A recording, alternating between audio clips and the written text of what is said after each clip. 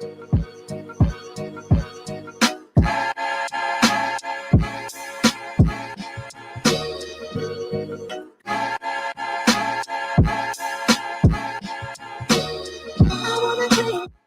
am the closer at the Black Travel Expo. So what does that tell you? That means I have more things to share with the whole conference collectively because I have built the ecosystem. I do have cooperative economics, and I have leveraged our network to bring some valuable information that collectively nobody else has on this planet to show people how to execute, build, develop business on the continent of Africa that makes me the headline. Without further ado, allow me to introduce you to DJ the Money Coach. Learn how to invest, buy real estate, build businesses, and leverage the tax laws in Zanzibar.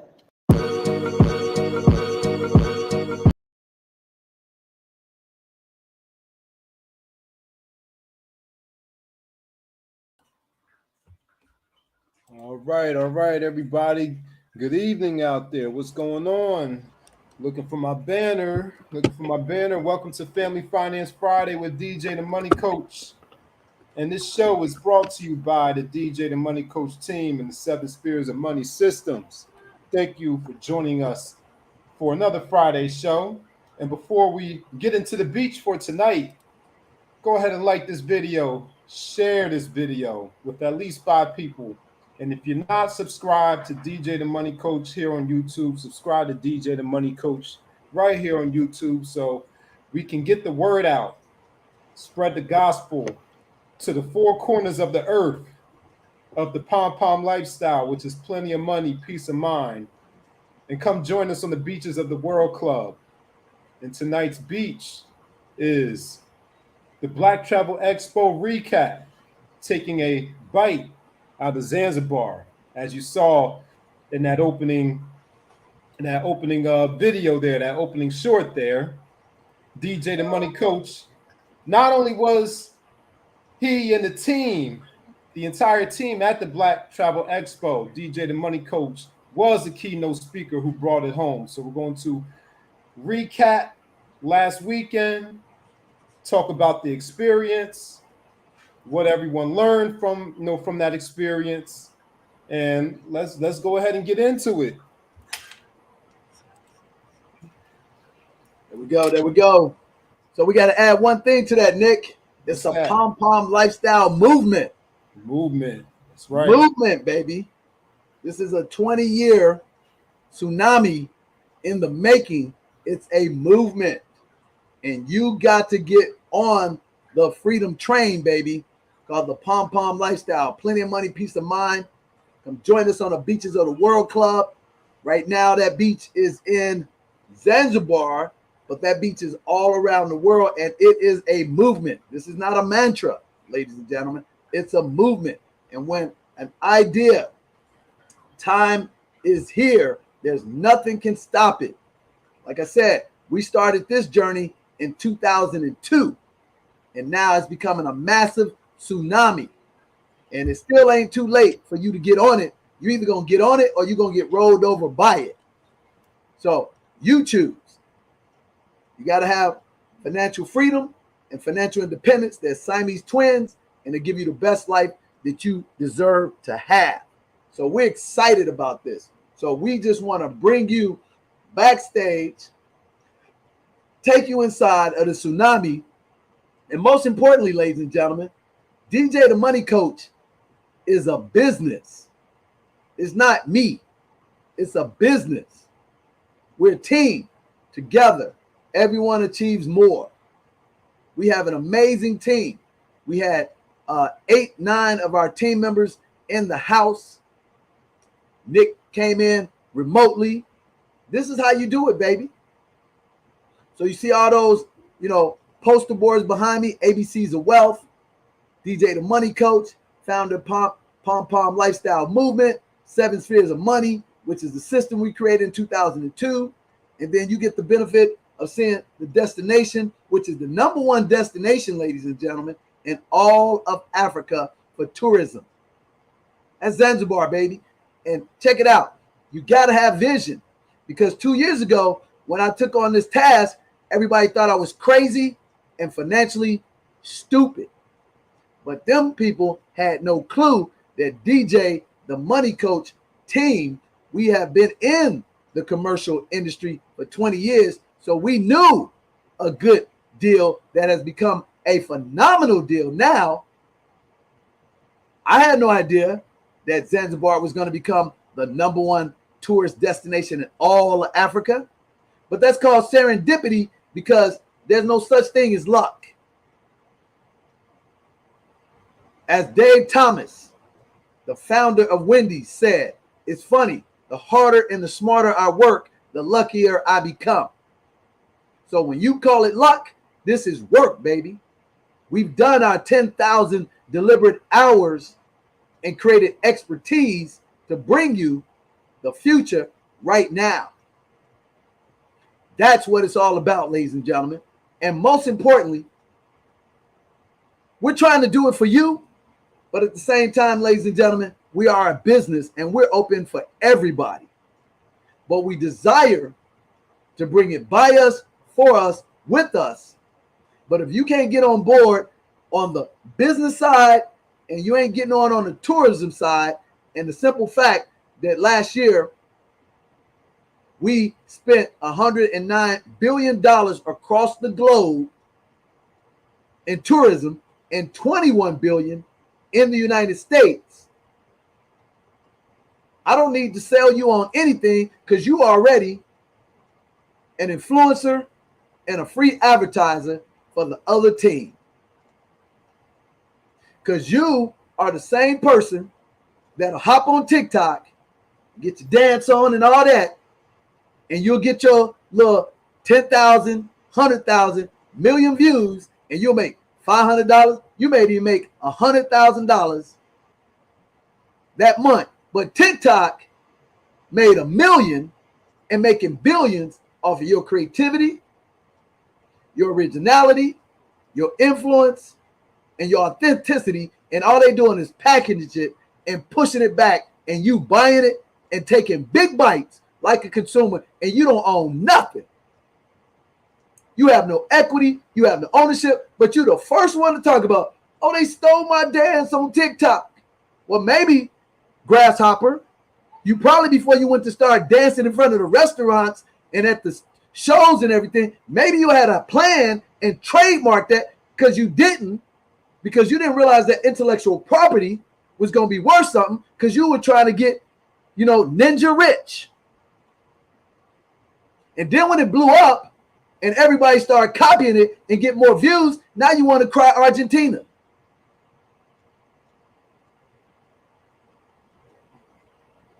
So do I feel sorry for you? Absolutely not. Because you're going to keep doing stupidity. But if you're really about building a real business, you actually sit down with your attorney, you sit down with your CPA, you sit down with your business consultant, you sit down with your investors and say, look, this is what I think is a niche that's going to become a fad, it's going to go to a trend, and I'm going to own all of it, and I'm willing to invest up front so I can reap the benefits on the back end because I believe in myself. But most of you watching this, you want, hey man, pay me that big consultant fee on the front end. Oh, man, I ain't interested in the back end gross and everything. I need that $5, $10, $20, $100,000. And I'm gonna go back in your community and in your culture because it's not mine. And I'm gonna tell you what 50 Cent told old boy when he came out with "It's Your Birthday." The producer who made that dope beat for "It's Your Birthday," 50 Cent said, hey man, I'm gonna take care of you, boss. How about I give you 1 point on the back end? I'm gonna pay you a little bit of money. And now I don't know all the exact details, but understand the message. Albeit, if the guy was supposed to get paid $100,000 or $50,000, 50 Cent said, hey man, let me give you a little bit cash on the front end, but let me give you 1% of the gross revenues off that beat to this song. And that dude said, man, No, bro. Just give me my 50 racks or my 100 racks right now. And 50 said, man, I got a idea, and my instincts are telling me this thing gonna go through the roof. Because prior to that, the big birthday song was Stevie Wonder's. But now he done created a hip hop version, and even the dude's attorney said, man, take the 1 point on the back end, chief. And guess what, ladies and gentlemen? He kept begging and pressing 50 for the front end deal. 50 paid him that money. That song, ladies and gentlemen, sold hundreds of millions. And Homeboy would have made $5 million. I want that to seep in for you, because you are the person that always talking about, I got to get paid first. And you don't even know how to put a right deal together, or most importantly, you don't even know when a once in a lifetime opportunity comes across your table, because you are not financially independent and your financial literacy level is at a first grade level. And so when you come across somebody like DJ the Money Coach and he tells you about Zanzibar, you automatically say, hey man, I'll build you a website for $60,000. I'll network with you for $15,000. And I come back and say, well, how about you build me a website for $1,000 and I give you 1 point of the deal? How about you introduce me to your network instead of me giving you $15,000? How about I give you $1,000 and give you a half a point on the back end? But check this out, Nick. You the same person that'll put on some freaking red bottoms with no money. You actually pay to buy them overpriced bullshit shoes. And then everybody started buying them, and they didn't even make them shoes for you. And then we're rolling back one fold where the brothers get involved and they get the red caps. And they all fly. And then they put our spin on it and they make it even fly by buying it and then making it look even more swaggy.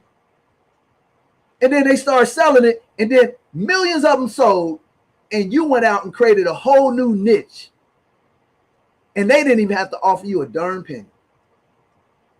Think about that, Nick.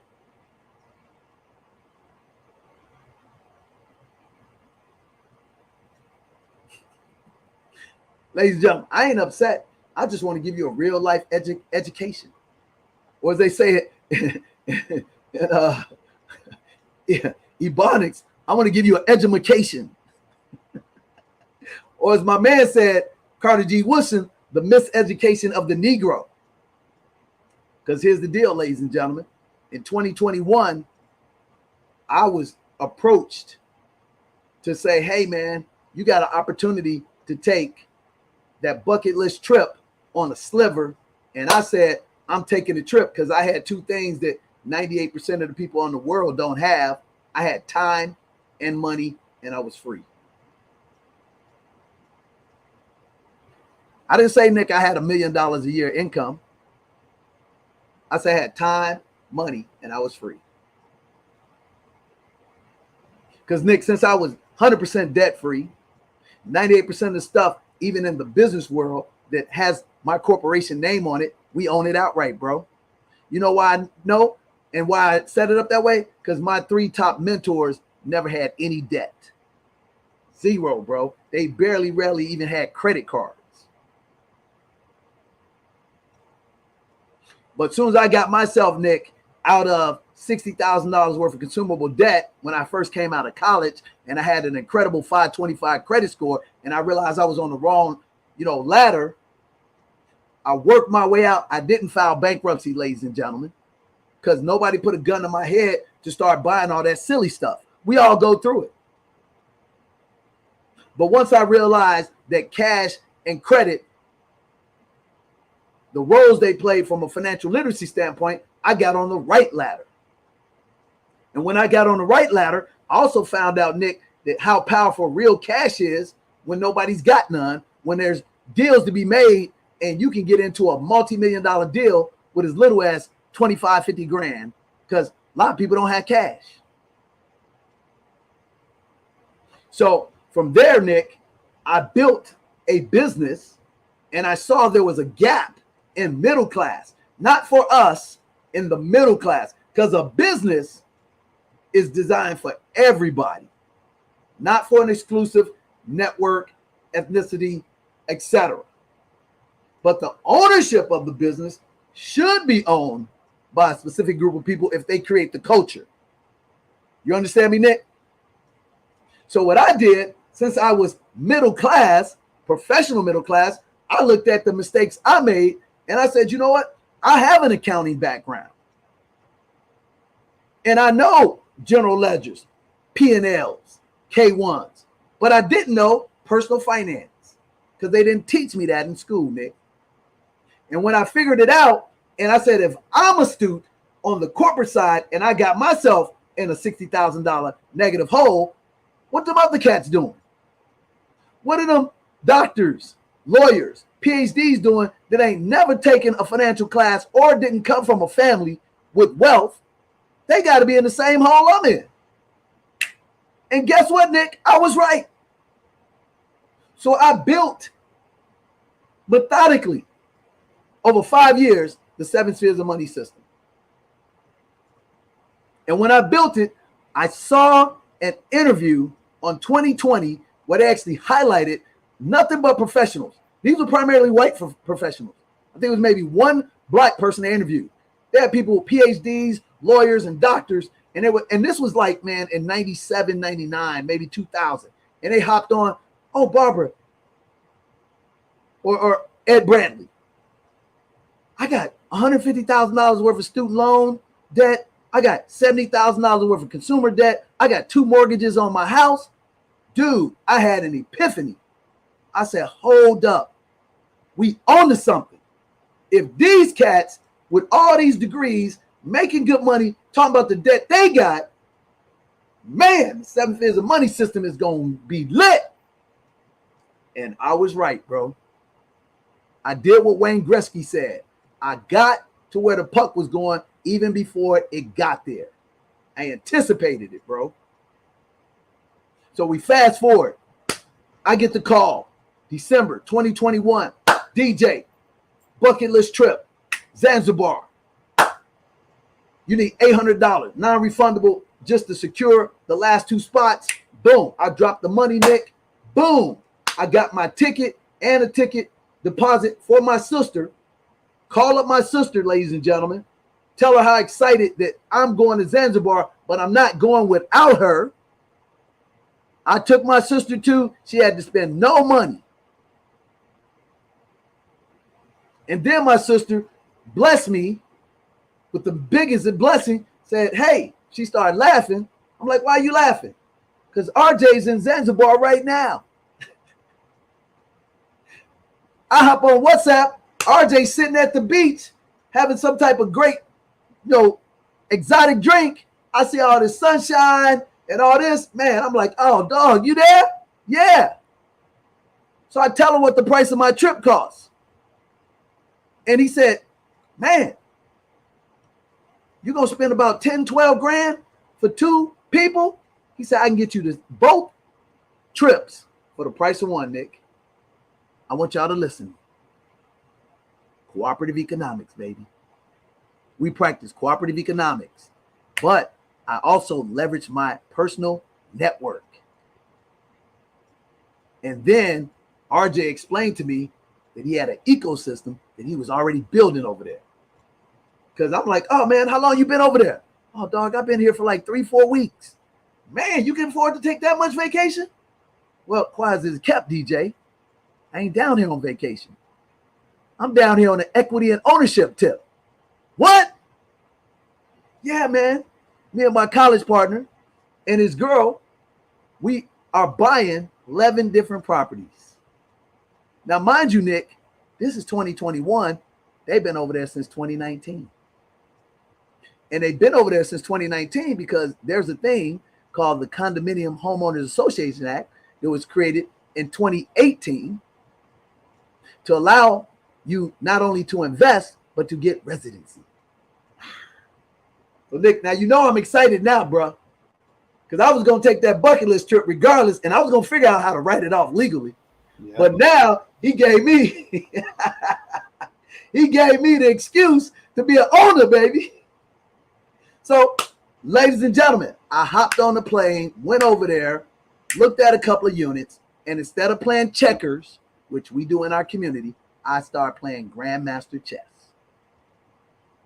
Instead of me buying a 2-bedroom, 2-bathroom condominium or a 3-bedroom, 2-bathroom townhouse, I bought into a whole entire brand new resort. That's right, ladies and gentlemen. Because I consulted with my team. I looked at a video that played in my mind live 5 years before when I tried to buy into a resort in Mexico and I didn't qualify as a citizen.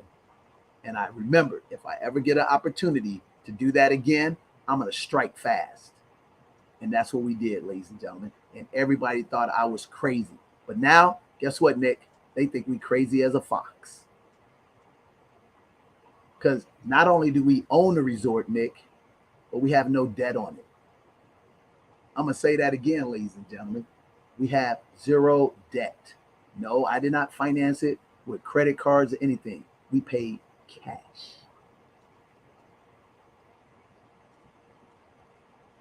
That's right.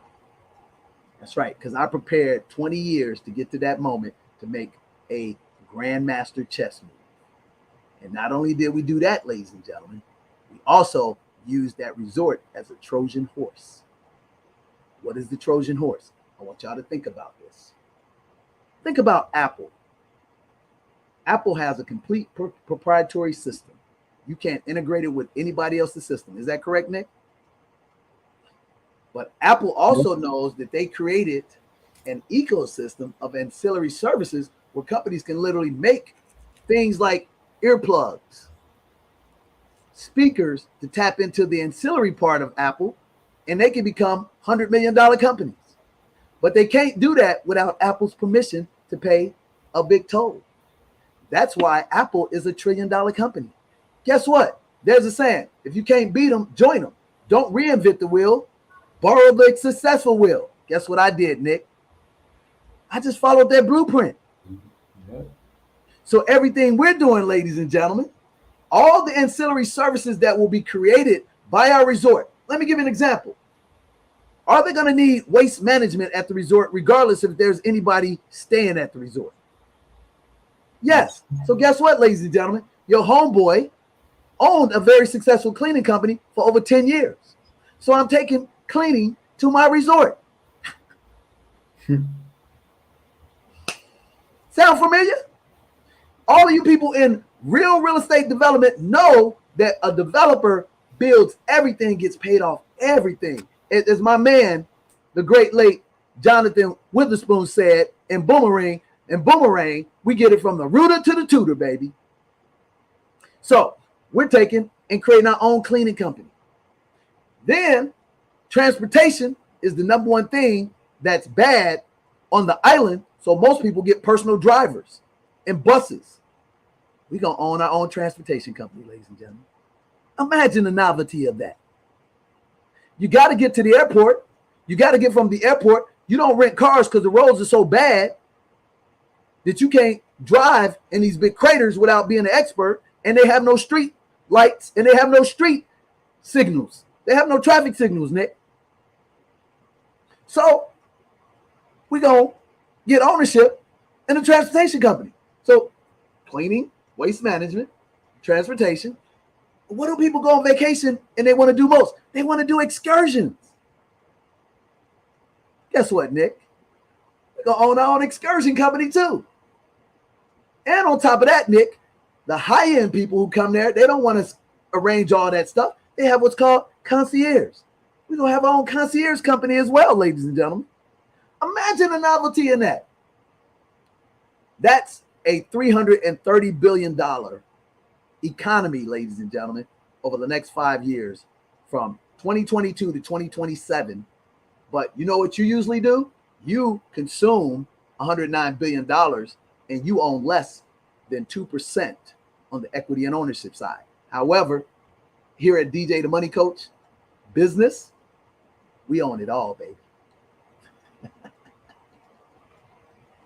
So I've talked a little too much on the intro, but you can see I'm fired up. So what we want to do is we want to recap all the great things that happened over the past 5-6 weeks that got us to the Black Travel Expo, having the privilege and the benefit to actually be the closeout keynote speaker. We want to let you see the team. So we got some people in queue. So let's bring up the protege. And the protege is going to tell you at the young age of 24, all his experience from A to Z. So what's happening, protege? What you up to? What's going on, everybody? It is a gloomy Friday night here in New York, but we're chilling. I just got some work done, feeling good. It's a Friday. I'm feeling great tonight. I'm going to have a good weekend. Shout out to Juneteenth coming up, Freedom Day. So I'm feeling awesome, man. How y'all feeling tonight? Of course, we feeling awesome, baby. We flying high all the way naturally, baby. You know it. Energy. So talk to him, protege. Talk to him about your initial experience. Give him a quick recap of how you got involved with DJ the Money Coach, business, team, and tell him what your experience has been on the backside of actually doing an event versus being a consumer of an event. Take it away, brother. Gotcha. So this starts, say, a year and a half ago, right? So, you know, I was a young hotshot, right? Young professional. Thought I knew a lot of stuff. So I get on the internet and I'm like, okay. So I've been working in finance for quite some time. And I'm like, okay, I'm doing all of these things for these large companies. But I'm like, all right, how does my personal balance sheet look? How does my personal P&L look? How does my stuff look? Right? I'm like, I'm helping these companies be elite, efficient, close all of these amazing deals. And I'm like, how can I do the same thing for myself? So I knew enough to know, all right, I don't have the answers, so I need to go find where I'm gonna find the answer at. So I hit up YouTube, I hit up the internet. I'm reading everything on financial literacy possible. I went from just knowing, if you asked me what financial literacy was, I would have said, hey, I'm saving some money, to, okay, we're gonna invest, we're keeping this much capital here, putting this much in the bank, so on. But then it still wasn't enough. I needed to work directly with a team that I know could take me from the level that I was at to where I wanted to go. So hit up YouTube, I'm searching. And then I come across none other than DJ the Money Coach. I'm like, okay, I like this name. It was the name that got me the first time. I'm like, damn, okay. DJ the Money Coach. I'm like, he must be putting something on the records then. Like that. So I seen his live cast and I listened to everything he said. And I was just kind of shocked because I was like, okay, you know, I was in finance for quite some time. So I thought I knew a little something. And there was so many things that I didn't know. I didn't even know were possible. And I'm like, okay, I got to work with this guy. I got to work with this team because I know they know what they're talking about. So I thought I knew more than I did, but I was smart enough to know where I needed help. So I sat down with DJ, booked a consultation with him, asked him my questions, and he told me what I needed to do. He was like, hey, young brother, if you're ready to go, we could work and get this done for you if you're serious. And that hit me. I'm like, if I'm serious. Nobody ever asked me that. I'm like, okay, well, I'm serious, right? So I went ahead and I started working with the team, and it was one of the best experiences I ever had. It was my first time really working in depth in terms of just financials, and I never had someone go that deep into my stuff and show me exactly what I need to do, from being a professional to, okay, if you want to be just a professional, but then scaling up to being a business owner. Never had anybody talk to me like that. Never had anybody show me directly what to do step by step. And I'm like, okay. So at the end of working with DJ officially in that way as a client, he goes, you know what? After working with you for quite some time and getting to know you a little bit, he's like, you'd be a great addition to the team. Y'all in New York, you understand finance, you're a good guy, you have a good attitude. He was like, you know, come sit on one of our team meetings and you tell me what you think. So what I do, I got the link in my email and I went and sat in on the team meeting. And I was just blown away by the level of things that we were doing. And it allowed me to put together like, okay, this is how I got such great service as a client, because these are the meetings that we're having internally as an organization. Well, afterwards, listening on the meeting, taking notes, pretty quiet. And he goes, you know, what did you think? And I'm like, I'm in. He's like, yeah. I was like, yeah. And the rest has been history. My experience has been life-changing. I grew so much faster in about a year and change than I thought would actually take me about 10 years. I've been exposed to so many things that I would have never seen before, or I would have had to be 35 and been at a managing director level of some company somewhere to even be able to remotely see, but still be like, hey, you know, you only get this much, right? So I've been seeing so many great things. I've been involved in so many high level transactions. I just see the work that we're able to do, what we're doing in Zanzibar, what we're doing in middle class, and everything that we're building is breathtaking. And there's nobody even remotely doing anything similar to what we're doing. So this is the best team on earth. This has been one of the best experiences of my life. My life has forever changed positively for being a part of this group and being able to do everything that we've been able to do. I wouldn't trade it for the world. Man, that's great. That's great stuff. So let's talk about your experience of working a conference. And what did that Okay. teach you? What did you learn? And what you're excited about, man? And what's your assessment of the professionalism that the Seven Spheres of Money team brought to that amazing conference, Black Travel Expo? Of course. So definitely the ultimate level of professionalism. So I've been to a couple of conferences, right? Because I always go out and try to learn more and be abreast of what's going on in the industry so I can keep myself up. I keep myself competitive. But I've always been, you know, as a consumer or a tourist, if you will. So I've listened to speeches, I went and see the exhibits, I do those things. But being at a conference and working it from a business perspective was totally different. It changed the entire landscape of me understanding what conferences represent and what they're actually for, connecting with all of the different business owners, seeing how we came up with our game plan and how are we going to make this conference have the maximum impact, and then seeing it happen in real time and then the level of professionalism and unity that we had around the group. This is something that I hadn't seen before. And from the conferences that I've been to and when I've seen people, because I've seen some good speakers, I've seen some damn good speakers. And nobody has been on the level that we have. DJ completely killed this speech.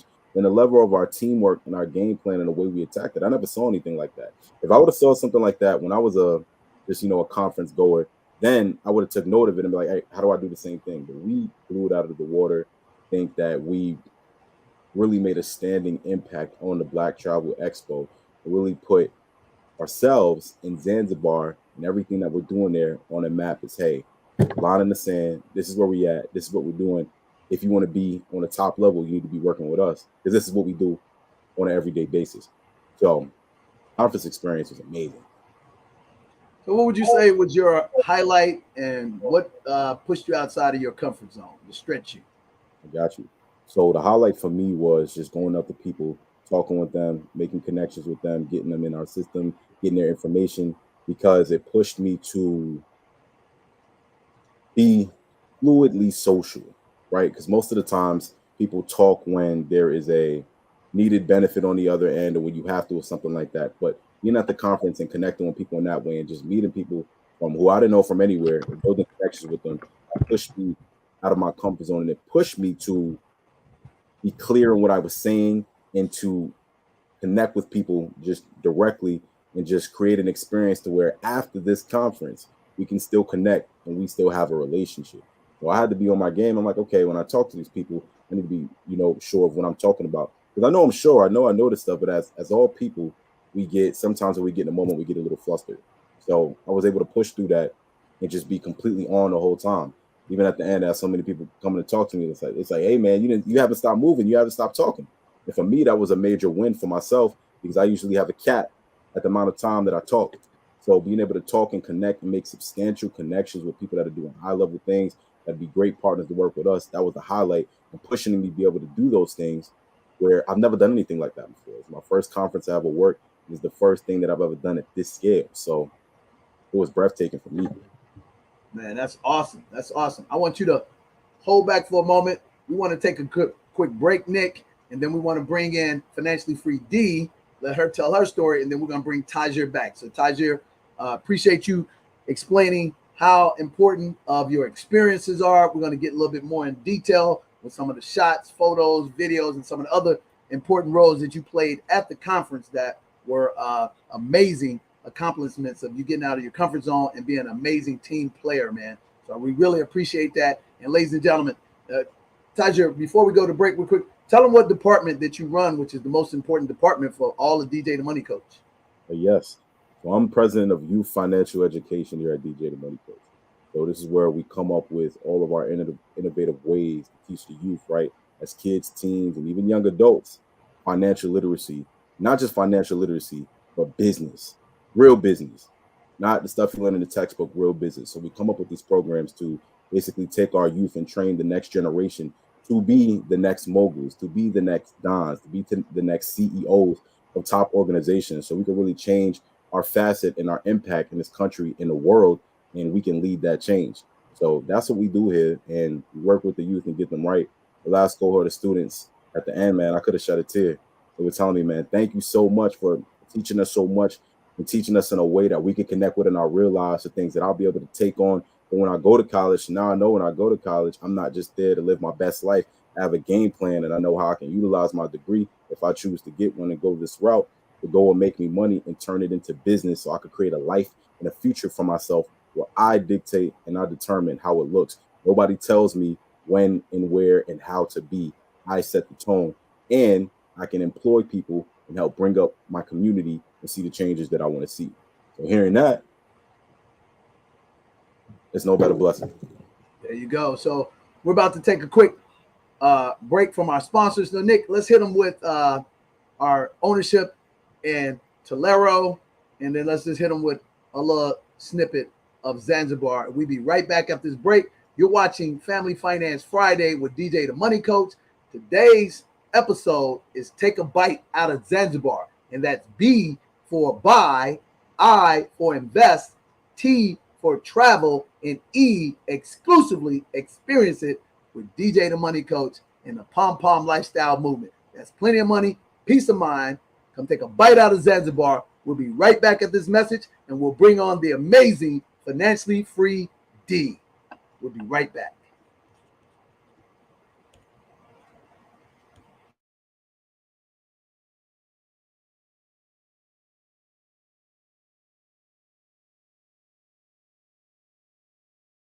The Money Coach coming to you live at the Black Travel Expo. We're bringing in our amazing Tolero with Rev Up and Minnesota, baby. Come join the P.O.M lifestyle. Plenty of money, peace of mind. Join us on the beaches of the World Club exclusively with Black Travel Expo in Zanzibar and the P.O.M lifestyle, baby. Here with my senior partner of the 100% black-owned tequila, 100% organic, and we're rocking with Minnesota Moments. And what are we bringing? It's the P.O.M lifestyle, baby. Plenty of money, peace of mind. Come join us on the beaches of the World Club exclusively with the Black Travel Expo in Zanzibar, baby. Meet us there.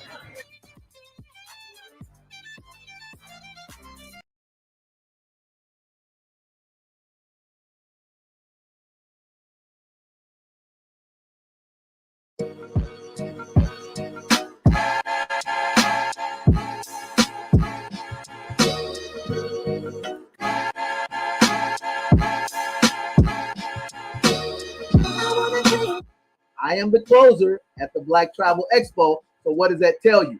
That means I have more things to share with the whole conference collectively because I have built an ecosystem. I do have cooperative economics, and I have leveraged our network to bring some valuable information that collectively nobody else has on this planet to show people how to execute, build, develop business on the continent of Africa and do it with business credit with other people's money. That makes me the headline.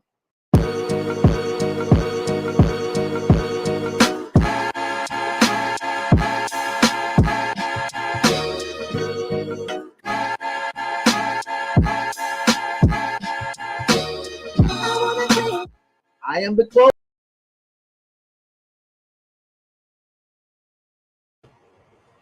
All right, welcome back to Family Finance Friday with DJ the Money Coach.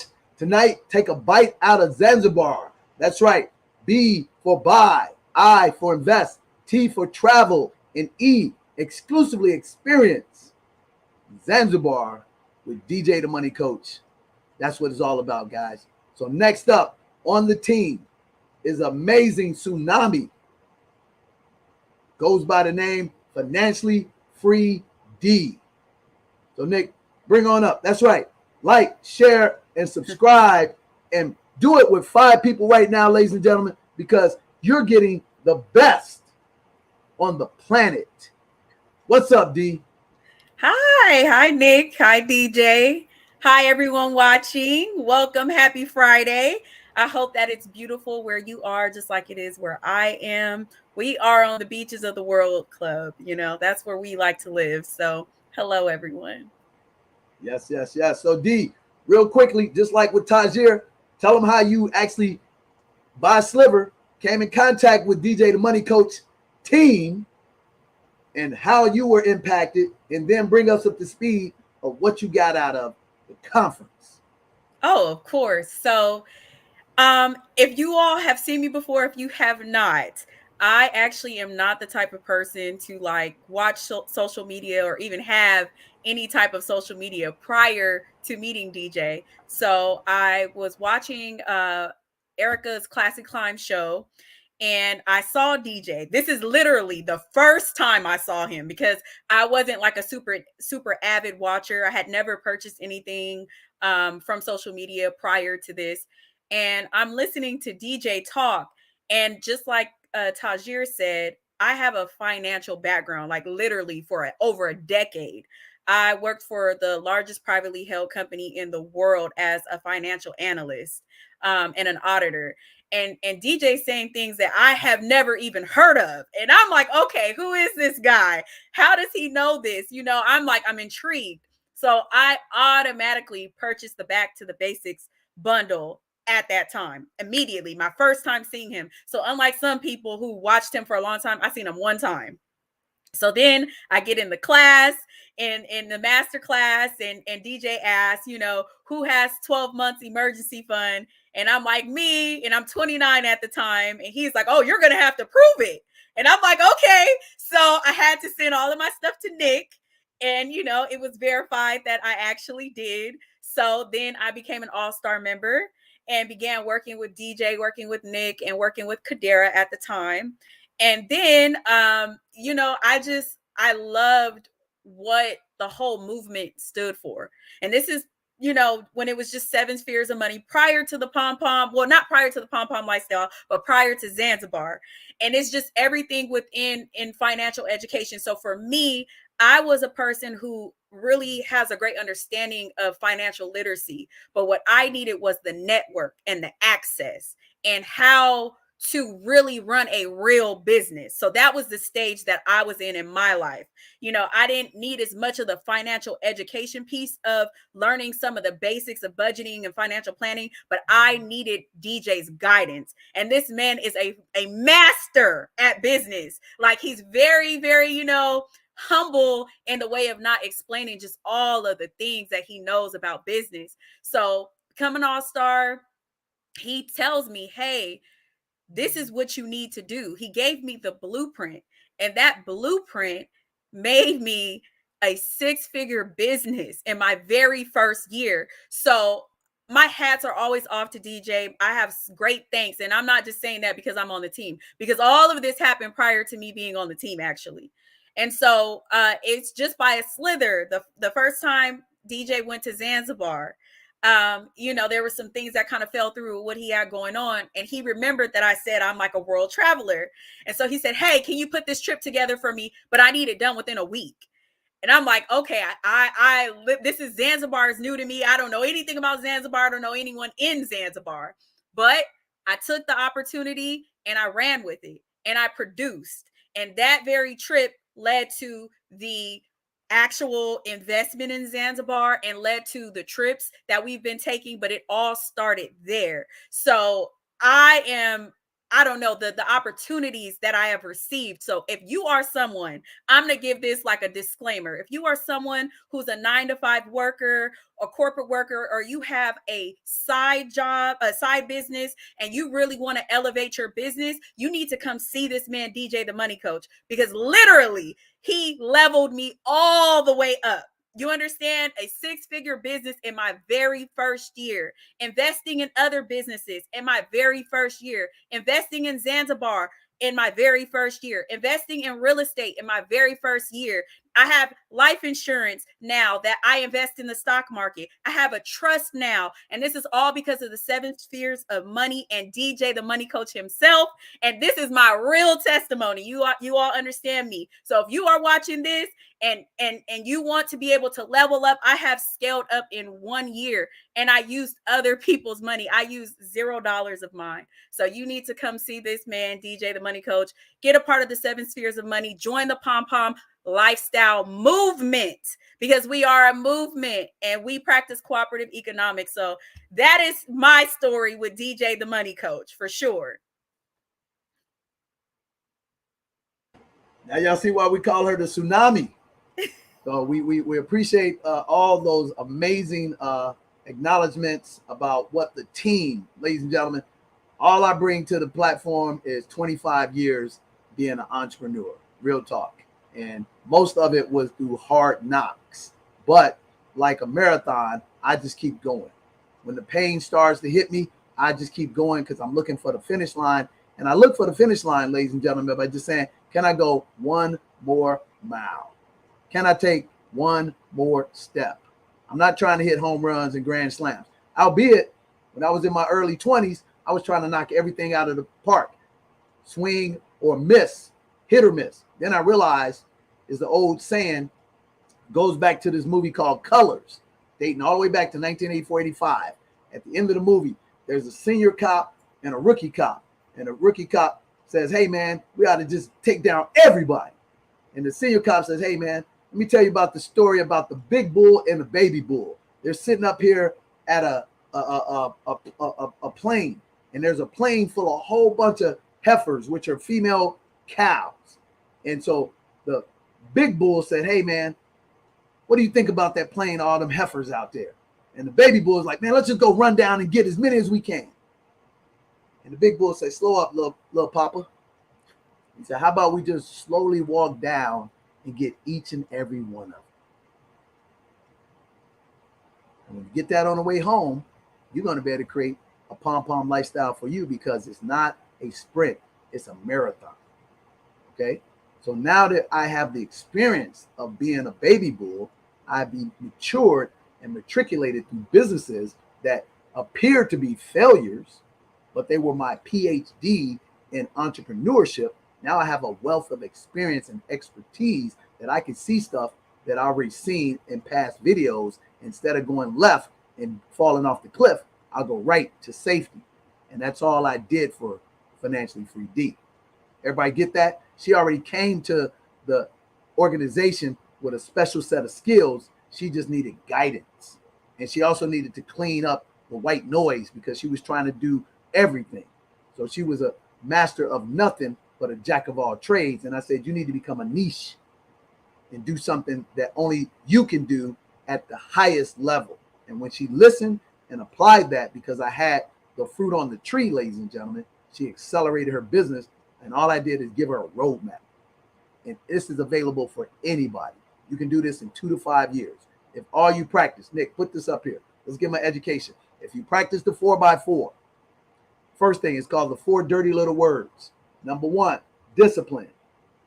If you don't discipline yourself, somebody else will, and it'll be the worst experience of your life. Discipline. Number 2, accountability.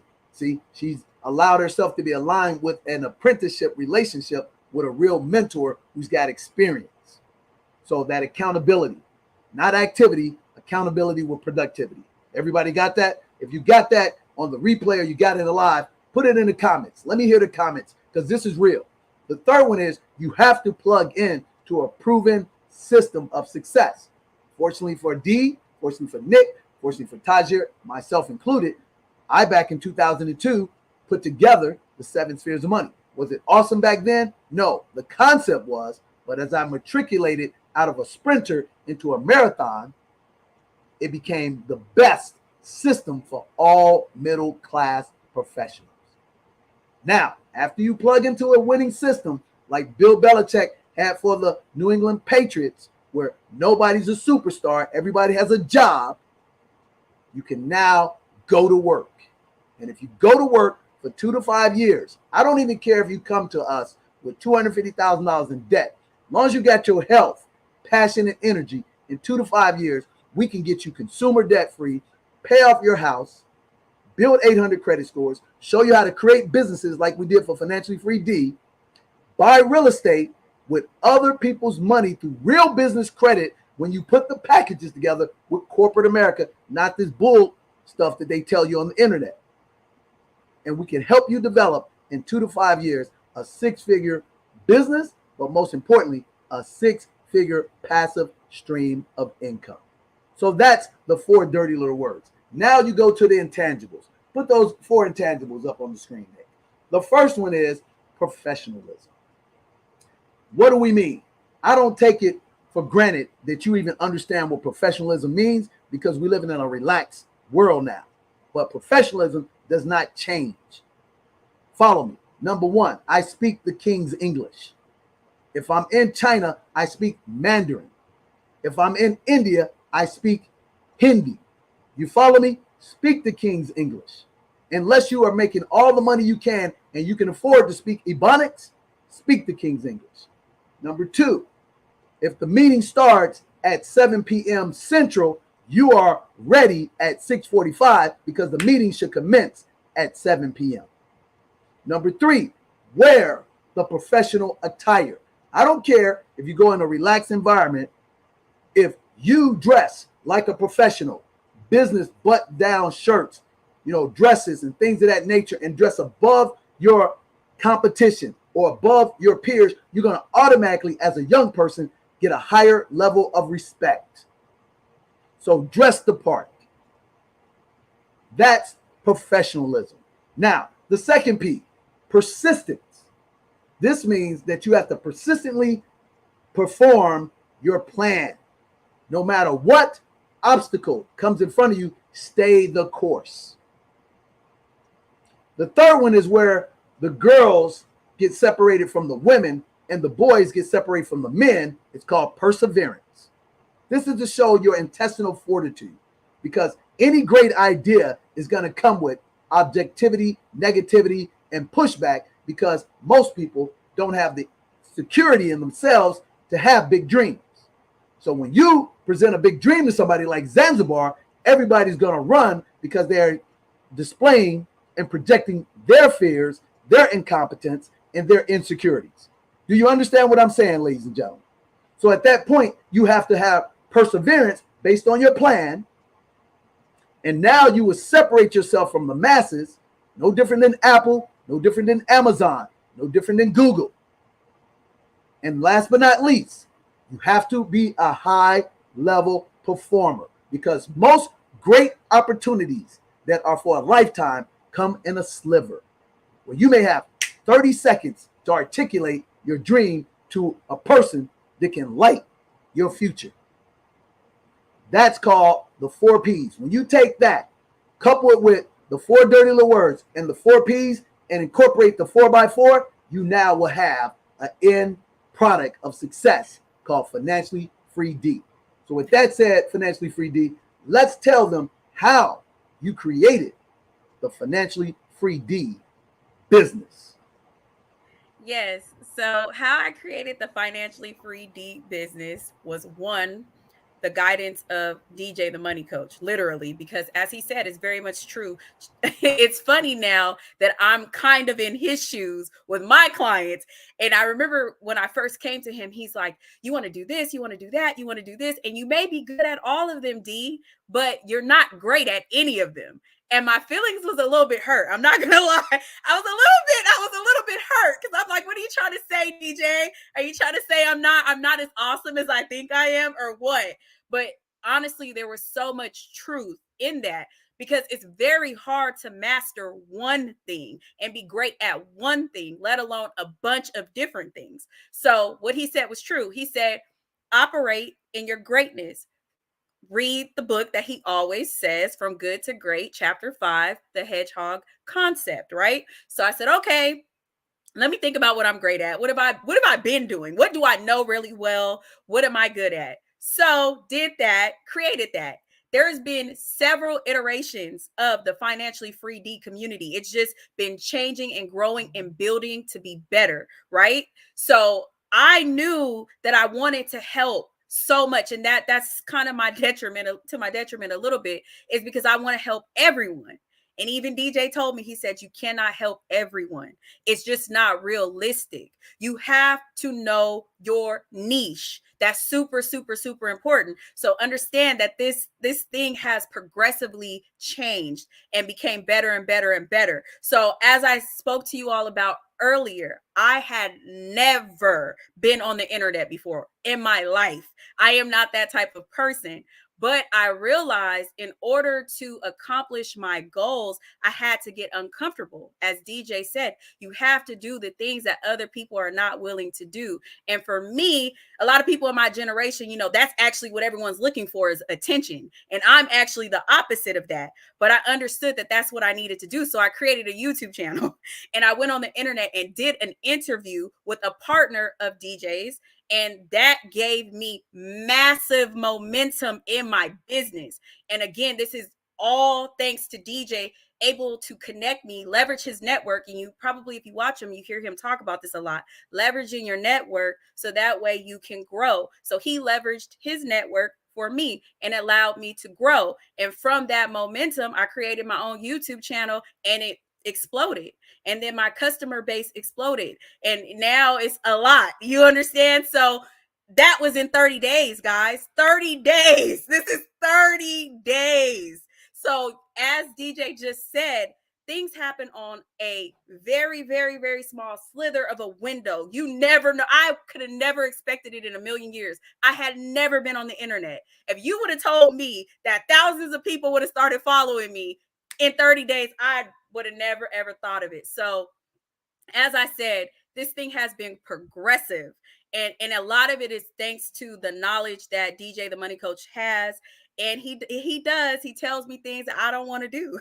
I don't want to do it. And the reality of the fact is, as he says, I have enough wisdom to listen, or maybe crazy enough to listen, whatever it is, but I do it. Even when it's uncomfortable, I still do it. And I'm very persistent because there's been a lot of challenges in being a new business owner and having all of these clients.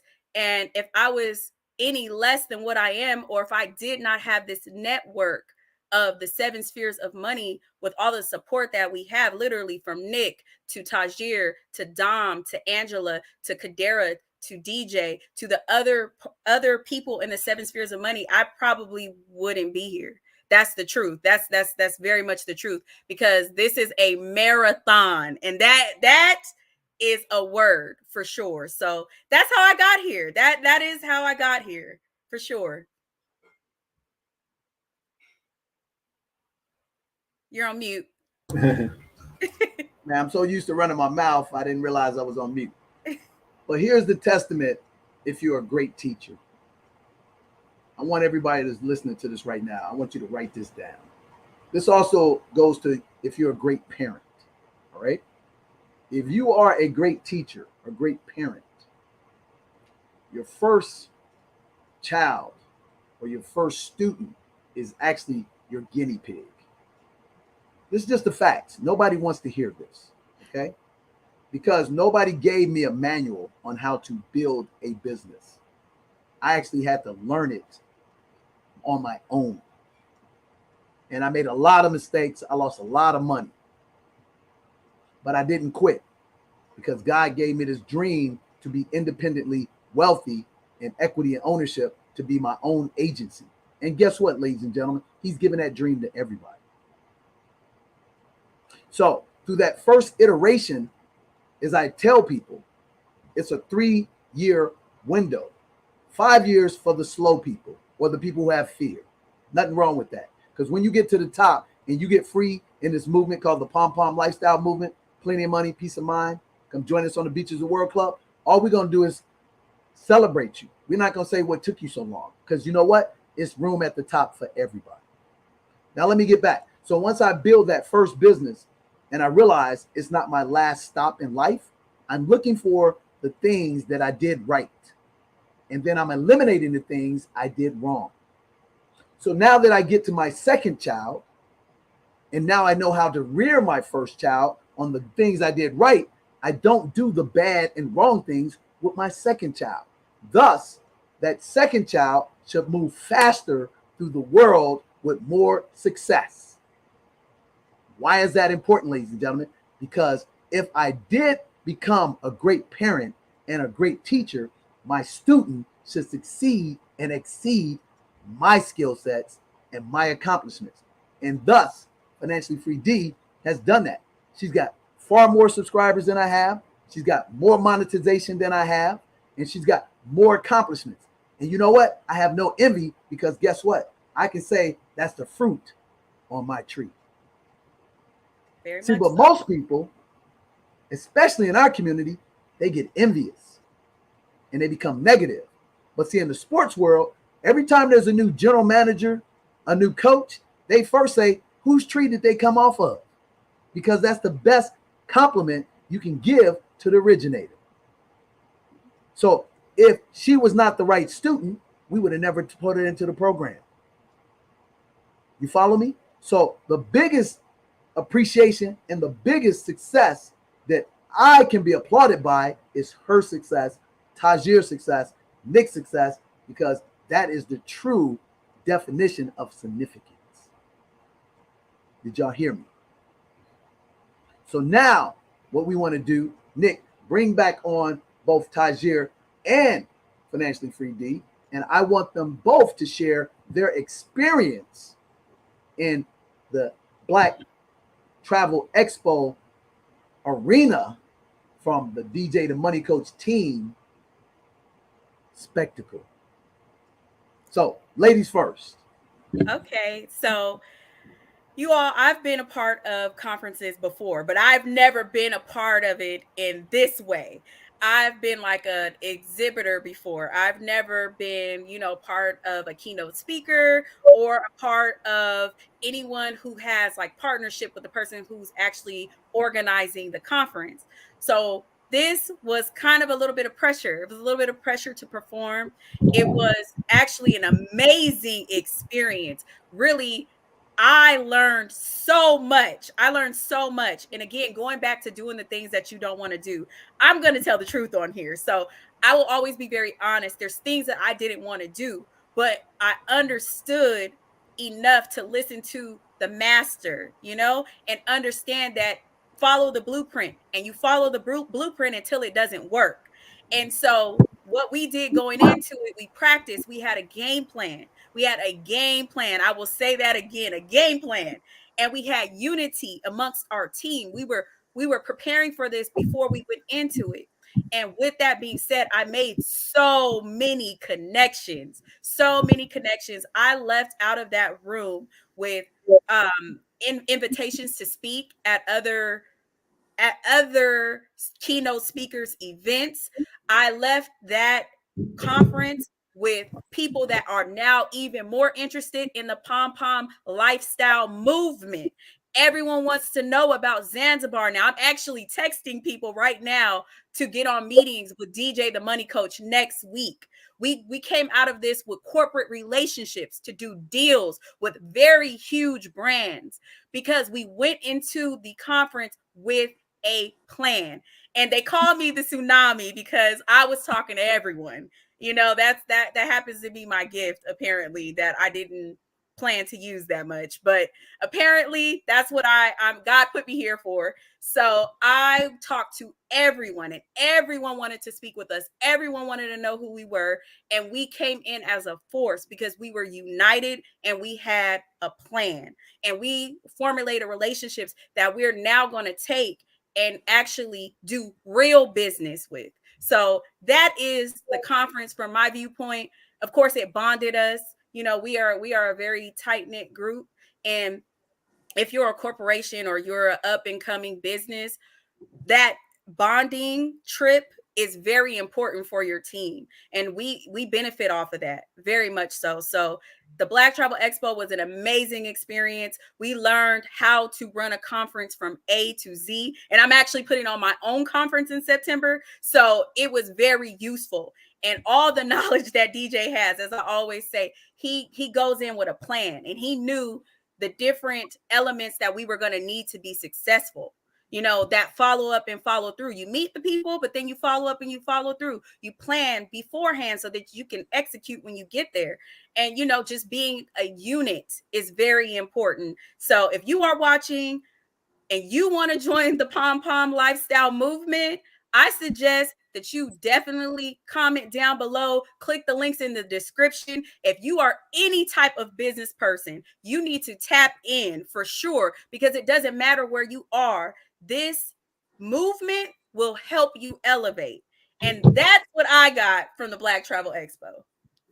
That is awesome. Tajir, Yes, talk to sir. us, because we got you way outside of your comfort zone. And we actually, when you talk about yours, we're going to bring in our videographer, but we got you out of your comfort zone. So talk about it, and talk a little bit about the over preparation, but how it made your job so much easier, because there were some sharp professionals at this conference that have done many conferences. But as I told you guys, I've been doing this for 20 years and I got taught by the best. And I told you it would be no competition because we're our own competition. So Tajir, talk about the over preparation, how it made your job easier, and how it allowed you to actually step in as a team player on Saturday and actually do a job that our videographer had another, assignment that you took over, and we had confidence in you, and you took in the baton and kept it moving forward, man. Next man up. Talk to us, Tajir. Oh yeah, I got you. So definitely heavy on the over preparation, right? So I know I didn't know what to expect, but as a team, we prepared and prepared and prepared. And guess what? Prepared. And I'm gonna be honest, I was exhausted with all the prep. I'm like, can we just get to the conference? We've went over these things a million times. I had all of this information ingrained and burned in my head. I'm like, all right, let's go ahead so I can get this out, get this on paper, talk to these people, so we can make this conference one of the biggest things ever, and then we can move forward. Because I'm like, if I do one more prep session, I don't know what's going to happen. But the thing about it is, it was perfect because that stuff, everything that our game plan was ingrained so much in my head. I was able to go ahead and execute. So whereas I'm like, all right, I'm talking to all of these people I do not know from a hole in the wall. This person might be the president of this group. This person might be CEO, but it didn't really mean too much to me, other than in the sense of me not being able to talk to them, made connections with them. We got the numbers. Actually, just now I'm responding to texts and texting people that we met at the conference for potential partnerships that we want to do. And it allowed me to really just go ahead and push past my normal limits because I was over prepped. So I'm like, all right, even if I'm socially exhausted, even if I'm like, all right, I don't want to talk anymore, this stuff is in my head, I could just keep going and rolling because it's locked in. And so our videographer, Dom, will be on in a minute. He wasn't able to stay with us during the whole conference time. He had to get out of ATL and go take care of some business. So I was able to step in and take some photos and take video of our conference on Saturday for everything that we're doing. And I mean, y'all know I'm not a camera person, right? I've usually been in front of the camera and been, on show and been on content, but exactly taking the pictures and doing the photos, I don't know the angles. I don't know how to tell a story specifically with the camera. But I said, hey, I sat with Dom, he showed me some things, and I'm like, I watched him enough. So I'm like, I could put this together. So it's time for a DJ to do his keynote speech. I'm recording, I'm filming it, I'm going at all the different angles. I'm just getting creative. It's like magic going on in my head right now. I'm like, okay, what would Dom do? Right? What would he do? How would he hit this angle? How would we do this? So I was able to step into that role and just grow myself, because at the end of the day, everybody has their specialties, right? Everybody has their thing that they do better than anybody else. But when you're a team, everybody to an extent is cross-trained. So the fact that when somebody else isn't able to do something, you're able to step in their stead and do, at the very least, a satisfactory job. And that's what we were able to put together. So in total, seeing everything that we were able to do, how all of us were able to share different roles, right? So D is the tsunami, right? She's the lead queen. I was right behind her in making those connections. But we all kind of stepped into each other's roles and did what each other did. And we were able to keep the roles rotating among us because we're a team and we over prepared and we've seen each other enough to know how to step in and do a satisfactory job to hit our goal. So putting this all together and being at the conference and taking this on as a group was just, you really can't describe an experience like that. Like B said, if you have a team, being in person and doing business together and doing it at a high level, that bonds you in a different kind of way. It's literally like any kind of movie you see, when you see people going into battle, you see people going on an adventure to do a specific task, you kind of grow and you're able to kind of read each other's minds. Where I fall short, you step in. Where you fall short, I step in, and we create an unstoppable beast of a machine to hit our goal. And that's exactly what we did. Shout out to the team. P.O.M lifestyle movement. That's right. That's right. So yeah. So pull up everybody back on the screen for us, Nick, because you said a key part. We cross train, and I'm gonna give you a sports analogy that just happened in the NFL past season. Anybody ever heard of the San Francisco 49ers? The San Francisco 49ers went through 4 quarterbacks. I'm gonna say that again.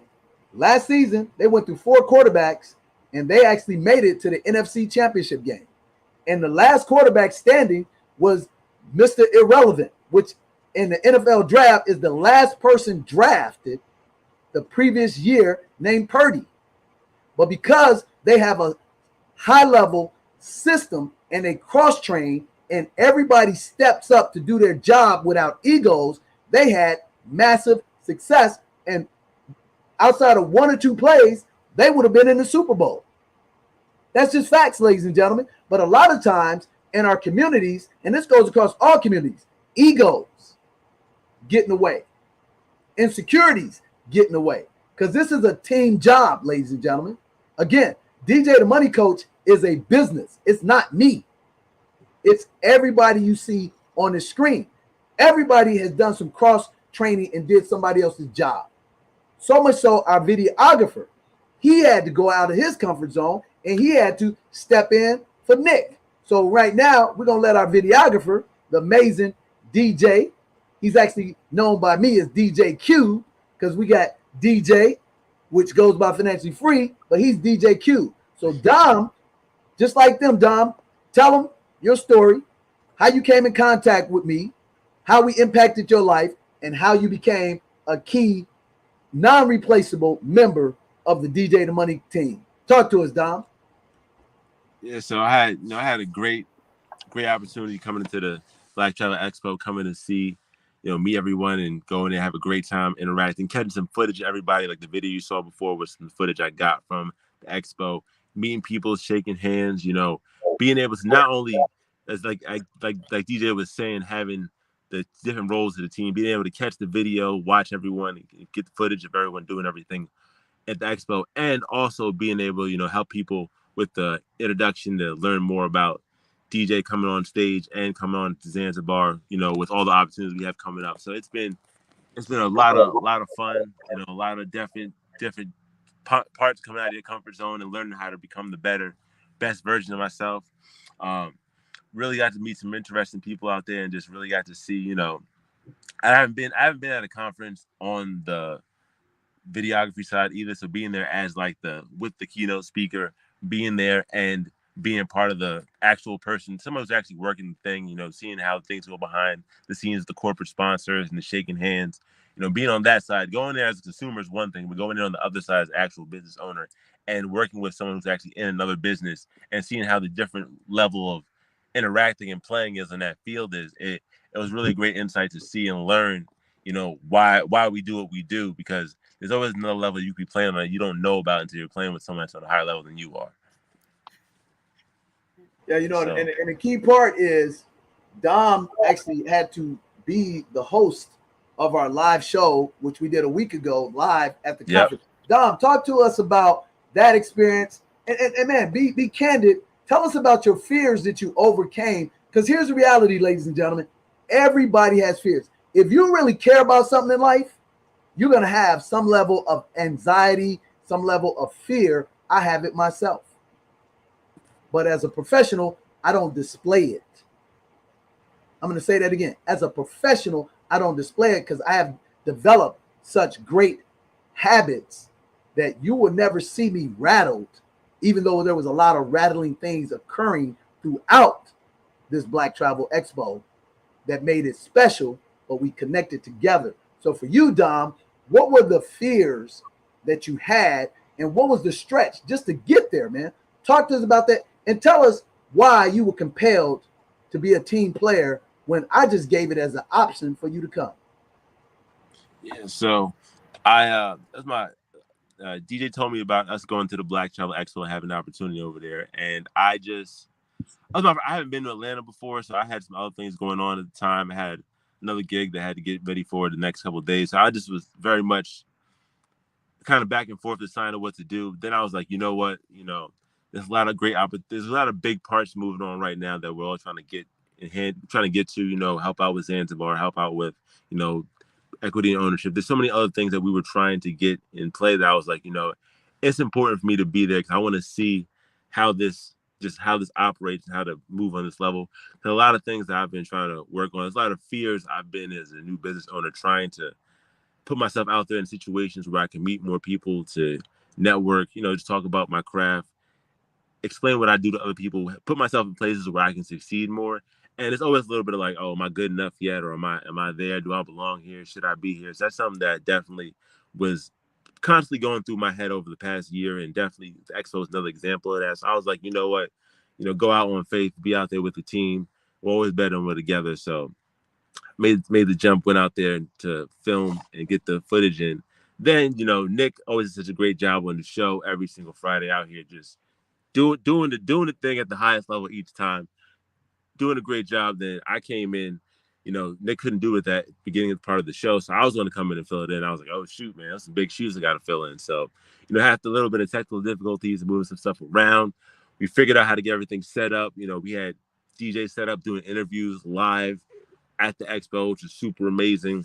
We had I had to have everything set up behind the scenes. Kadir helped me out with a lot of stuff back there too. So there's a lot of level of just like, oh, can I do this? Am I sure I can do this yet? Do I have the ability to do this? And a lot of the times I could do it or you could do it, and it just ended up being like, you just had to put yourself in the chance. You had to give yourself the opportunity to fail. And you really don't fail as much as you think you would, but there's definitely a lot of like, oh man, like my nerves are bothering me right now. I can't do it. So if you feel like if you are in a position right now where you're trying to grow and a business owner, or if you haven't made that jump into making your business yet, type grow right now in the comment section right now. Type grow in the comment section because it's so important to be really, really ready to grow and develop that next version for you and your business with the P.O.M lifestyle movement, baby. So it's like we were saying, Black Travel Expo, tons of great time, video and footage and people and networking and meeting. And I just had to go put myself out there, meet some people, go through a survey process. There were just so many different little things that being a new person in business that hasn't really been on the business side of a conference or an expo, being part of the keynote speakers team, going out there, networking, having something to compel people with, teach them with, while getting quality footage at the same time, then running the show. There's a lot of different moving parts that I feel like I didn't have enough of a game plan for when I was doing it. And it wasn't until I went through the whole thing and I was like, you know what? I got it done. I can do more than I think I can. I think that's the most important thing you realize that I got from the whole expo. Man, you know what? You dropped a couple of nuggets there, Dom. One, the first thing is the trust of the system. If we didn't know you had the capacity to take on a task outside of your comfort zone, we'd have never put you in a position to fail. I want y'all to hear that at home because we have seen Dom. Dom actually went to Zanzibar 2 weeks in advance of our whole team, and he took on other tasks to mind our condo, to set up some corporate relationships that I normally do. But because Dom's been with us and we trust him and we know the system, and what we talked about, plug into the system. It's a 20-year system, baby. It's interchangeable as long as you got sharp people who are willing to listen, be teachable, and duplicate what you do. So it was no problem putting Dom in head of hosting this show. And let me share this with you. I want you all to write this down, especially if you're watching this in a replay. I want you to say to yourself, perfect is the enemy of great. Real entrepreneurs, they make moves just like that. They have the ability to think deeply and react quickly because they've been practicing their craft for years. That's what separates me, ladies and gentlemen, from most people. I don't have a fear to make a quick decision because I've been practicing my craft forever. And if you don't understand that, you'll get it on your way home. perfect is the enemy of great. And institutions teach you to be 100% all the time. Only time you need to be 100% in real life is if you're a doctor. When you practice in surgery, or you are a lawyer in a very, important case. Everything else, you can make honest, amendable corrections on the go. Did you hear what I said, ladies and gentlemen? So with that, what these individuals that created a team together, they actually are learning skill sets to make them a rounded business. See, because Dom got out his comfort zone and he actually did contacts. So I want each one of you to give me your perspective on how you saw the difference between how we operate and people who are waiting in the passive mode to get contacts in advance. So let's start with you, Dom, because you were the last one to speak and you were doing something that was way out of your comfort zone. So talk to the audience in reference to how this is going to make you a better businessman, because I'm going to be honest with you, ladies and gentlemen, if you don't know how to sell, you ain't running a damn business. And Robert Kiyosaki said it so eloquently.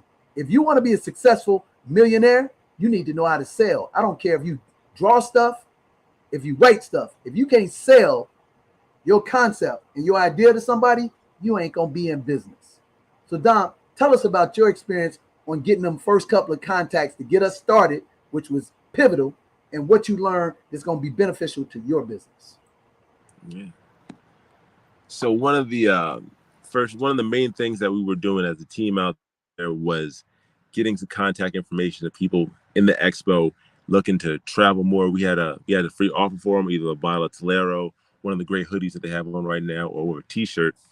And we had to approach the people that were at the expo, and everyone there was friendly and kind. But there's always a certain level of interaction anxiety that you may have when you're talking to someone you don't know and trying to do something professionally to get them to do something. You might feel you're being a little too salesy, but it wasn't really. That's a lot of things you end up having in your head the entire time. So walking up to somebody. Let me stop you right there. Did we prep you to prepare you to interact with somebody? Absolutely. Talk about that made it even more comfortable. What do we do that none of y'all wanted to do that actually was a benefit for you? Talking about that uncomfortableness. We all practice. We all practice with each other, going through all the steps, what the survey was about, from the introduction to the end point, to what things you need to be doing to keep it track. So by the time we actually went to a person for the first time that was just a customer, we already had everything system out. We already had the system in play, just like DJ said. So we already put the work in, already had the system, already had the confidence. So going in there and being one of the first people to get one, I was hyped. I was like, oh, I'm here now. Had to show up. Had to show up, have everybody catch up. I had to make sure Ty knew what's up. Oh man, so going out there and meeting the people and showing them what we were doing and helping them, coaching them along the process of putting their information in so we can contact them later about things they win and give them opportunities with it was Zanzibar and everything else we're doing with the team. So that was definitely one of the bigger parts of just like, oh, this is something I haven't done before here, and it's such a pivotal part of being a business person, of being able to pitch yourself to someone who doesn't know you on the fly, quick understanding. So it's one of the things like, this is the skill set I'm need to develop even more for the rest of my business and business career. Exactly. So from Dom, we're gonna go to the protege. So protege, pick it up from there. Let's talk about the role plan that we did that enabled you to come, because Dom basically was the kickoff returner. Y'all see how we make these sports analogies? Dom had to go out, kick it off. The bright lights opened up. He got out on stage. He's the one man got to run against 22. And Dom got up to the 40-yard line, and then he turned it over to the protege. Protege, talk to us about what your impact was from learning how to form people, role playing, and how it made the transition a lot easier for you, and how this is more important to a real business person. Pick it up, protege. I got you. So, yeah, Dom touched on it. If you want to be in business, you got to know how to talk to people. You got to know how to talk to somebody in a short window of time and be able to talk about what you can do and what you can do for them, and recognize that opportunity and capitalizing on it. So we did we did some role playing prior, and I was the first one up to do it. And I did it. And DJ's like, all right, yeah, that was good, but you need to fix these couple of things. And I was like, felt like a hit in my chest. I'm like, damn, okay. I'm first one up. I'm messing up. I'm like, all right. So we run it again. Then everybody else is running it after me. And I'm like, I see everybody else do great because I had to fumble first. So they know what to do and what not to do. So they all killed it. I'm like, all right, I was a guinea pig here. So when I get out here to this conference, I better kill it because now I know what to do. I felt that. So I'm like, I won't fumble in person though. Like we can fumble in private during the prep. That's how we learn. But we can't fumble in person. So we transform that to the P.O.M acronym, right? And we go and I'm meeting people and I'm connecting with them. I'm just doing what we worked on. And I'm like, okay, this is smooth. This works. And I'm making these connections and it doesn't feel forced. It doesn't feel like the key buzzword that we don't use here, salesy, because I feel like that's a word that we get taught to stop ourselves from really pushing our greatness. We get nervous. So we say, I don't want to sound salesy, but it's like at the end of the day, you're always selling yourself. And it's from basically from when you were a child, you talk to your parents. Hey, mom, I want to go here and I'm good enough and I'm responsible enough because I did X, Y, Z. So this is what I am. So can you do this for me? That's a sale, right? But we equate salesy and sounding, like we're pushing because we're taught to not really go out and hunt and get our meals and bring it back for ourselves. We're taught to wait for somebody else to get it for us so they can control us. But we didn't have that. We learned how to go out and hunt at the conference. We hunted for leads. We hunted for connections. We hunted for partnerships. And we got exactly that. And it really set us apart on a large level from the rest of the folks there because we really took that extra step. It was in unity as a team. So many people said to me in passing as I'm walking, taking care of business, they're like, dang, I see so many team members, they all moving around. You guys are moving in sync. It's something like a movie. I'm like, interesting. And I didn't quite know it prior, but I knew, but after understanding that was the goal that DJ had in mind. He wanted that exact impact. He wanted us to feel that, to see that, display that, and express that. And it made all the difference for us versus if we just had a booth in the corner and we just sat there and didn't talk to anybody and waited for anybody to come to us. If they did get there, we went out, hunted, got our meals, and now we will eat comfortably over the next couple of months, years to come. So, I mean, I couldn't have learned a better lesson than that this weekend. And then learning it in real life. Listen, whenever you have a chance to learn something in real life, do it. Read the books, but after a while, you got to put the books down, get boots on the ground, make mistakes, and fail forward fast, as DJ says. That's right. So he dropped a couple of nuggets. We were hunters. And this is a perfect segue to Financially Free D, because Financially Free D, she kind of questioned something about we had to have a booth. And I told Financially Free D, at my level, I don't require a booth because I know how to work conferences. And she was like, well, I think we should have a booth. I said, well, let me put it to you this way, Financially Free D. If I am the speaker and I'm closing an event, who they going to come to? Do I need to chase them or they going to come to us? Why do we crutch ourselves when we don't have to? If that makes sense, because it's a 20-year system. And those people at that conference, I think you will all agree, they would never known this was your first time working a conference. Would y'all agree with that? Yes. Totally. Yeah, definitely. That's the beauty of the system. That's the Bill Belichick way. Do your job. If the system's solid, nobody's going to know the difference. Because when you leave this system, you will show your flaws and your imperfections, because we're not here to build superstars. We're here to build championship teams and win championships. So D, tell us how we went from the kickoff man to the halftime guy that got us, in the end zone, to closing out the deal with the tsunami called Financially Free D. Talk to us, D. Yes, so I think I'm probably the only one who's actually worked a conference before, but not on this end. Like I said, I've been an exhibitor, hence why DJ was saying, I was saying we need a booth, because that's my experience, is having booths in my corporate position as well as in my business. So that's the sphere that I'm coming from, the perspective. And as DJ said, no, at this level, me being the keynote speaker and my experience in working conferences, it's not needed. So I said, okay, all right. So what do we do next? If we're not going to have a booth, what do we do? Because I'm that kind of person. Let me hold up for a second. You didn't just say okay right off the cuff. I did it. Yeah. So I want you to stay full transparent, and I want you to tell us your actual thoughts that wasn't chiming with me, because here's the reality, ladies and gentlemen. everybody's going to question the system. See, these are facts. But if you have developed the system, you don't get your feelings hurt because I don't want yes people. Do you understand who's watching this? If you are striving for people to be yes people, then you're going to lose in life. I want sharp thinkers, independent, that can come together in an interdependent relationship. So I want you to give me pushback as long as you do it respectfully. But when you realize you don't know what you don't know, then I expect you to trust the system until the system don't work, like D said before. So D, give them your mindset when I told you about 3 times why we don't need a booth, and explain that and why you decided to follow my lead, and then tell them what ended up happening, that you just knocked it out the park. Because they don't teach you this on YouTube. I want you to listen to what I'm saying, because these kids who read a book and they got nice personalities and people get them 1,000 likes and 1 million subscribers, they ain't in my lane, baby. They can't compete with me in the real world. You hear me? I've been doing this for 20 years. 35,000 people I sat down personally. I've done 100+ conferences as a speaker. And not only have I done them, I put whole conferences together.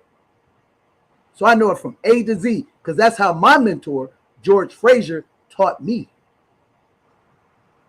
So D, talk to them about the mindset when you was like, I think we need this. Talk to them how you overcome it, why you trusted it, and what were the amazing results that is unparalleled at the success that we had on the contact side. But it's not unparalleled for us, because that's what I expect. Take it over, Financially Free D. Yes. So yeah, I had pushback, as I said, because I felt that we needed to have a booth, because I felt that since the conference will be mostly speaking, that we needed a space that, people could come and speak to us, by ourselves. However, DJ does have the experience, and I do always follow what he says. So that's really why I went along with it. I was just like, okay, well, after I gave my pushback a few times and he was very adamant that we did not need that, I just said, okay, all right, I always follow the system until the system doesn't work. That's how I am. I'm very much an independent thinker, but I follow the system until the system doesn't work. So after he said, after the 3rd time that we didn't need it, I said, okay, what is the plan? Because I think like that. I'm very analytical. So we went in, he said, we have to practice. And I was like, what do we have to practice for? Like, I don't understand why we need to practice. What do I need to practice for? So then he was like, this is necessary. We need to be prepared. So we did the role play, we practiced. And it turns out we needed to practice. we definitely needed to practice. And this is to people like me who may feel that they've done things before, So it's just like, okay, I don't really need to do this. Like, I already done this before. I'm past this point in life, but you're never really past a point in life. And that is the truth. There's always something to learn. So for me, I needed to memorize the number. It was something that simple. Like everything else I had, but that number I could not remember. And so that practice allowed me to say, okay, now I got the number. So we go into the actual conference and we sweep the conference. Literally, we sweep the conference. I think maybe a third of the leads by myself. Maybe, I don't know, a very much a lot. I'm going to be very humble about this, but a lot of people, okay? We got a lot of people, and not only did we get a lot of people, we had a lot of people who wanted to know us, who wanted to hang out with us, who wanted to be in our videos, who wanted to come and shake hands. See, the first day, let me tell you guys, the first day, they're looking at us like, oh, who are these people? Like, you know what I mean? We come in very uniformed in the same. Thanks to Angela, which was coming up next. Uniform looking flawless with these amazing pom-pom lifestyle. We didn't have these. Take a bite out of Zanzibar. That's all thanks to Miss Angela over here. So we definitely not going to leave her out. But we looked amazing. Okay? Amazing. You'll see the pictures. So we come in, everybody's looking at us like, okay, who are these people? We don't know them. We never heard of them. We're not really in the travel space. You understand? So it's one of those things that everybody's looking around. So people are hesitant. I actually had someone ask me, like, why do you need my information? So, I'm a very personable person. So I'm just talking to people. By that second day, they came and found me. Hey D, what's going on? Hold up, time out. Didn't I tell you people were going to say that? Yes, you did. So talk to them about the tool that I gave you guys that answered all of those objections. Because again, it comes out natural. You've got amazing personality, but the reality is we put you in a system that accentuated and magnified your best assets. And that's for everybody, ladies and gentlemen. So let's not overstep that, because that little tool right there, will we all agree, this little tool right here that Angela created, see this, I'm giving y'all $1 million worth of real success tools right here. I charge people $15,000 for what I just showed you. And tell them why, D. Why is that so important? Because we had a lot of paper and I decided not to crutch you guys. Made you work the system. So talk about that, because this right here, this show right here, I can package this show, which I will, ladies and gentlemen, and I'll get somebody to give me $25,000 for this show. You know why? Because I'm giving you real nuggets to close 6 and 7 figure deals. So D, go right to that point where you said day one, they were like, what do you want my information for? Yes, they wanted to know what we wanted their information for on the first day. So we actually had these printouts, laminated printouts that had the giveaways on the front, but we had rebuttal questions and answers on the back, along with the phone number, which is what I needed. So it was very convenient for us to be able, okay, here goes the giveaways on the front. You show people the giveaways. Always give people a visual. That's very important. Very, very, very important. So I'm because we're teaching class right now. Y'all probably don't realize that you're watching this. Guess why I had 5 different rebuttals? Because I've done this so many times the wrong way. When I figured out what the answer was, I created the answer and I took away the rebuttal before you can even give it to us. That is a skill, ladies and gentlemen. Do you understand? That's what a parent does when they have 3, 4 children. That's what a great coach does when he have multiple players. He automatically sees these mistakes because he's seen them multiple times, and he just gives you the cheat sheet. Does that make sense, guys? So pick it up from there, D, because that's so important that you had to be asking me. All of you should be, well, why are these 4 different objections, and why could they be some other objections? Because I done this 100,000 times.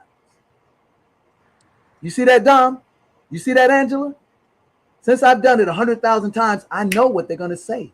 Remember I tell you, 3 years in business. First year, what do I tell you, Angela? What's the first year you should do in business? You should do what? When you're first in business. If you don't remember, I'll let Tajir pick it up. Tajir, your first year in business, what should you be focusing on?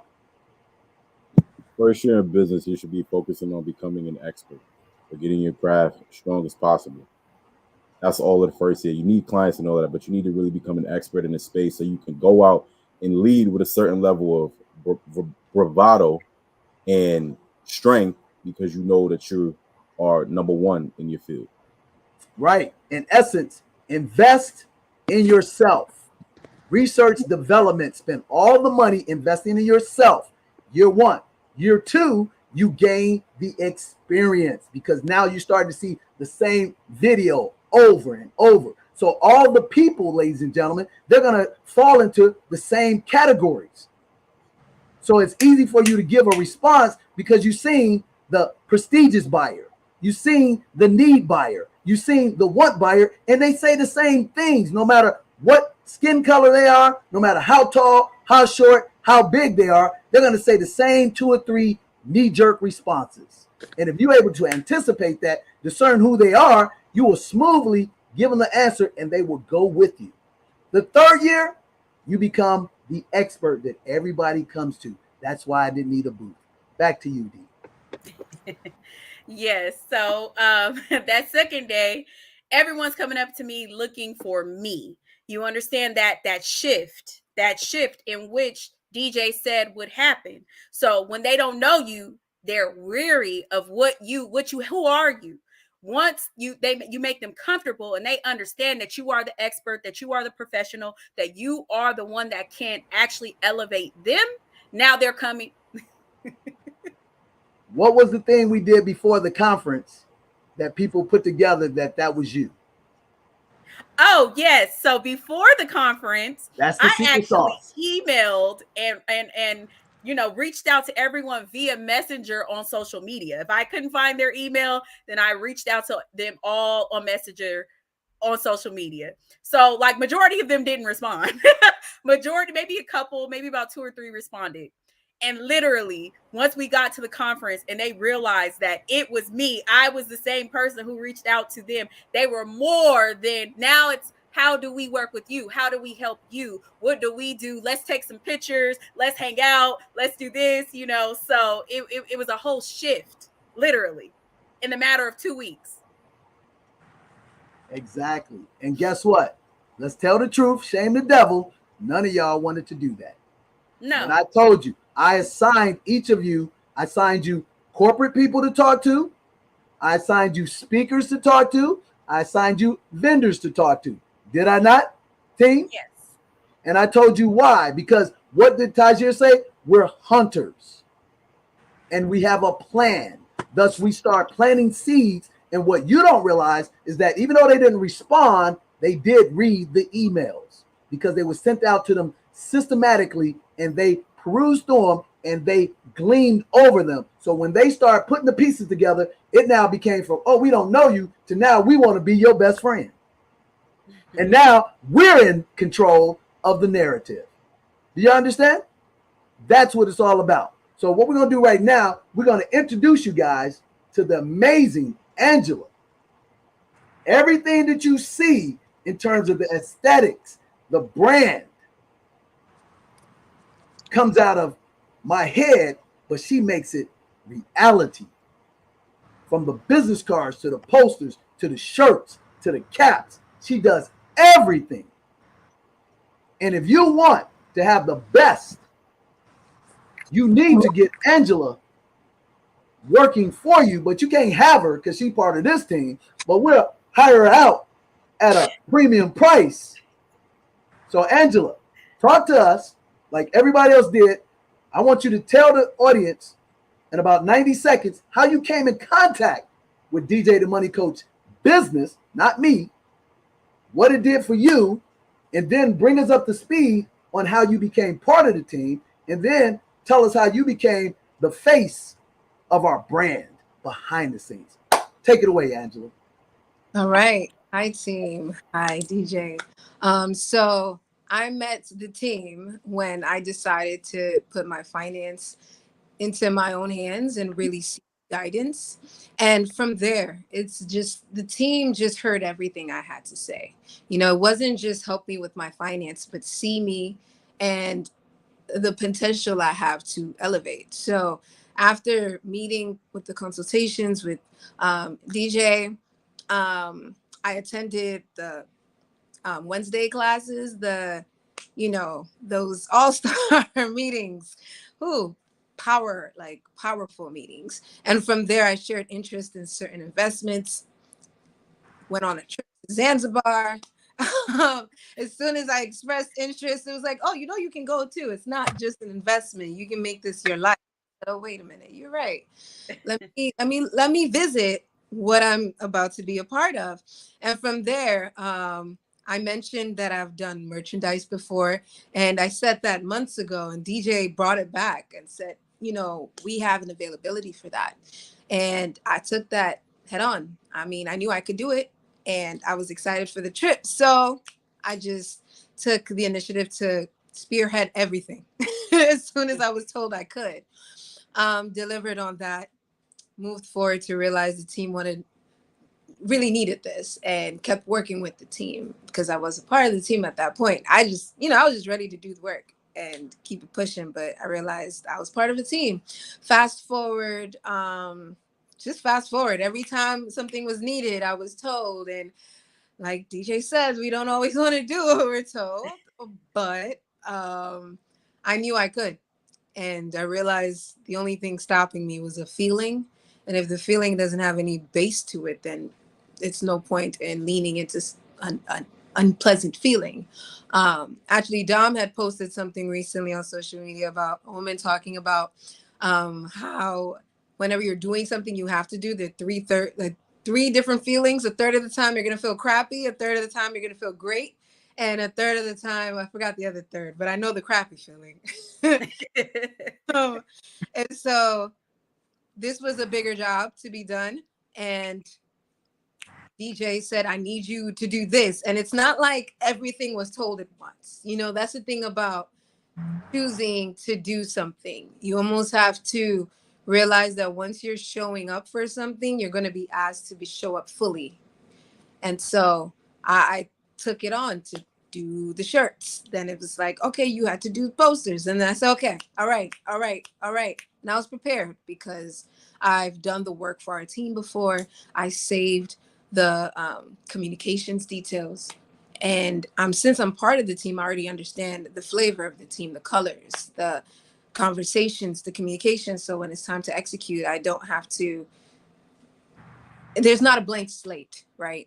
So being a part of a team really helps a person become excellent and allow you to create the system. So that's what the team really showed me and is showing me right now, systems and how systems, you can talk about systems, but it's really action. You can ask as much questions as you want, but you don't understand a system until you're part of it, working through it. And that is one of the biggest takeaways. Yeah, so hope that was clear. Angela is very humble.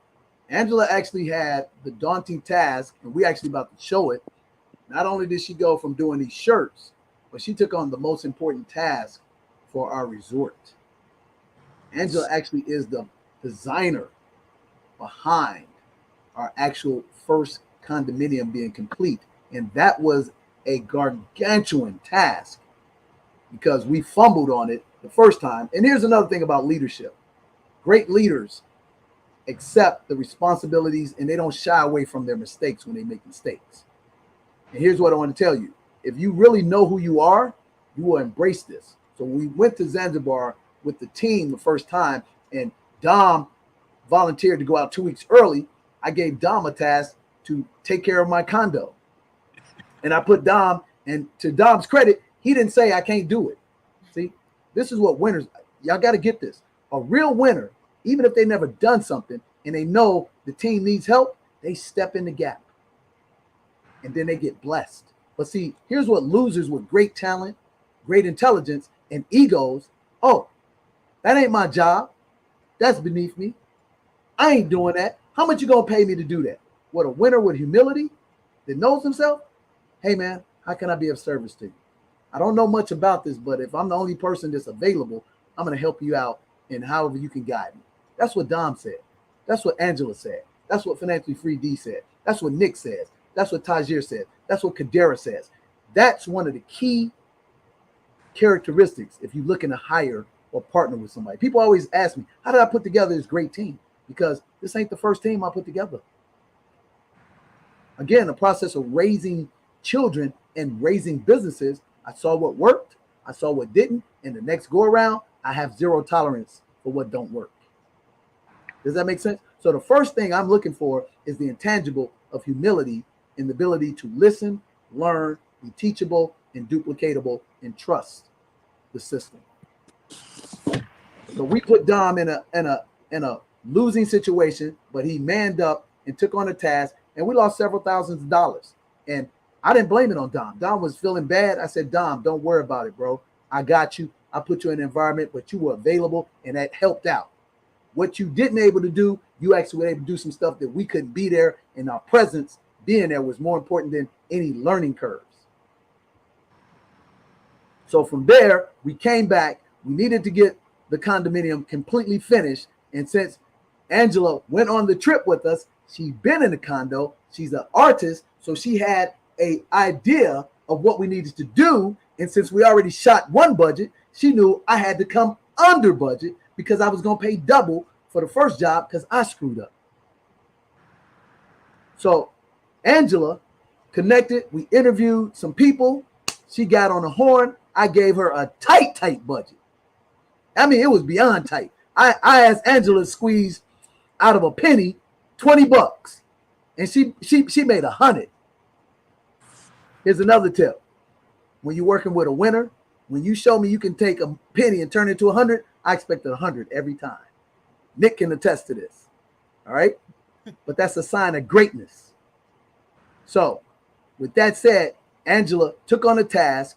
She found a top-tier designer, walked the designer through step by step, had the designer drop her price by at least 50%, and knocked it out the park. And Angela and I, we combated against each other. That's going to happen, everybody. There's no yes men in this camp. I'm very secure in myself, and if you tell me you can do something, you don't do it right, I'm going to try to talk to you as kindly as I can, but the job's going to get done. And if, conversely, you can talk to me, and I'm going to admit to my mistakes because the job got to get done. Y'all hear me? That's the reason why a lot of you don't win. It ain't your talent. It ain't your intelligence. You don't have the ability to adapt, eat humble pie, and still get to the finish line to get that W. But we have the ability to do that, and Angela did an amazing task. So before we even talk about it, Nick, pull up the P.O.M lifestyle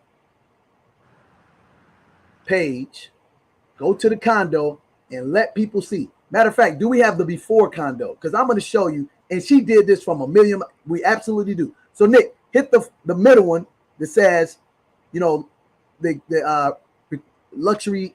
This is the condo, ladies and gentlemen. When I screwed up and it stayed empty for a while because I put Dom in a losing situation. So play that video, Nick.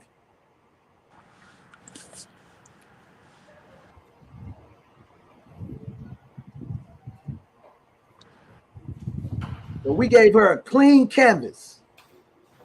And then we had Dom go in and try to put in some beds and some refrigerators, and that just went out of control. And we ended up blowing about $4,200. And then it was like, man, we got to get this right. And then I realized 2 knucklehead men can't do a woman's job. So that's the condo after we screwed up. And good thing we didn't damage anything. Now, Nick, you can shut that down. Let's show them what the condo looks today. And Angela got this all done, and I think in 30 days or less. So pull up the P.O.M vacations page, Nick, and then let's show them what the condo looks like today. And it's 150%, all because of Angela, her humility, her ability to take on a daunting task and not allow, you know, what's the complacency and egos to get in the way. Yeah, pull up the P.O.M vacation page with the actual video that we have of the condo. And this is a great indicative part. So here we go. Run that video, Nick.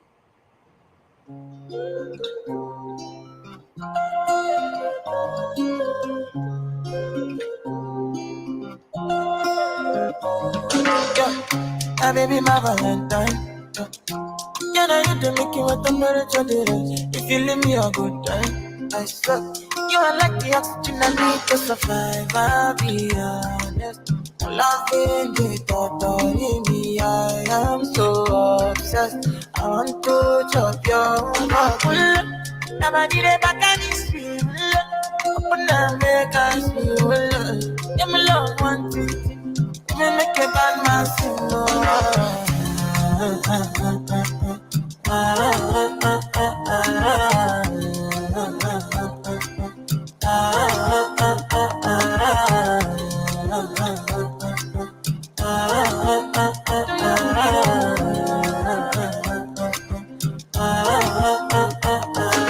Where you from, come? But then I follow, come. That be silly, God. I got the finish, Hey, team, let's all give Angela a round of applause for the amazing design. So, Angela. Absolutely, baby. Absolutely. And guess what? You're watching this live So or in the good. replay, and you want the best designer, manager, in this lane on anything from shirts to caps to shades to posters to a $20,000 investment in the interior that she got us for. I can't even tell you how much we paid for.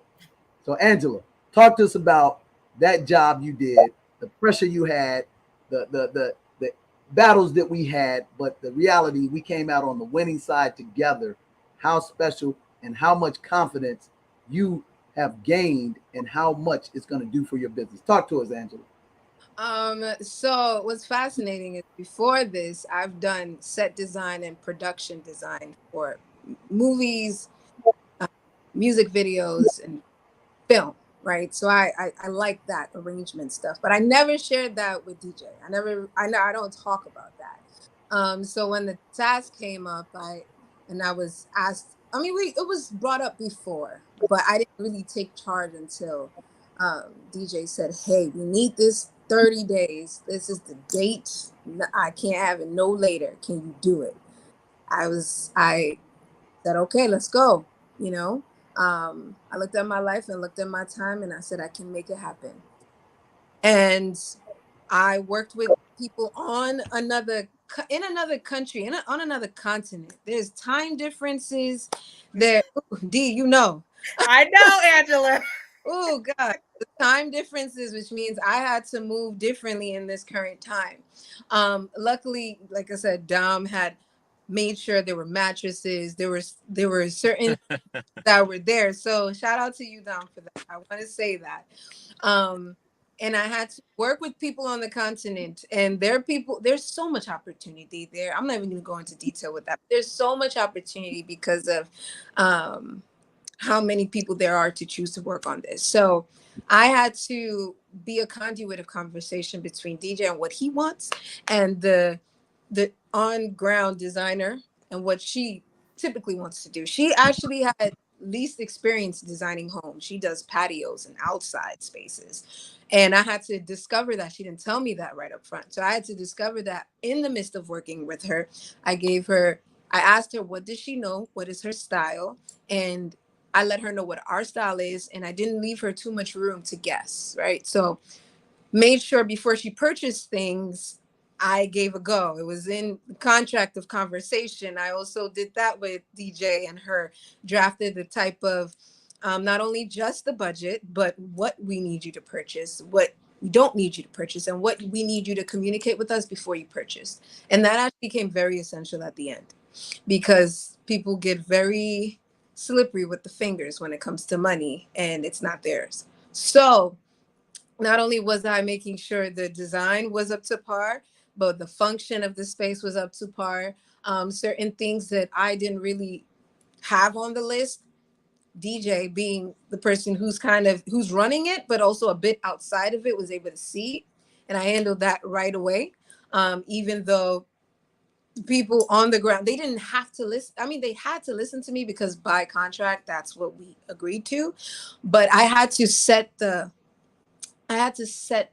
communications. I had to make sure there was respect. I had to make sure there was timeliness. I had to make sure there was responsiveness. And so it went far beyond just the design. And I really did make that happen. I am proud of myself because now I saw how my talents transcended just being for the camera, but for living experiences. Also working with the continent let me realize how vast my skill sets can take me when I work with a team as well, right?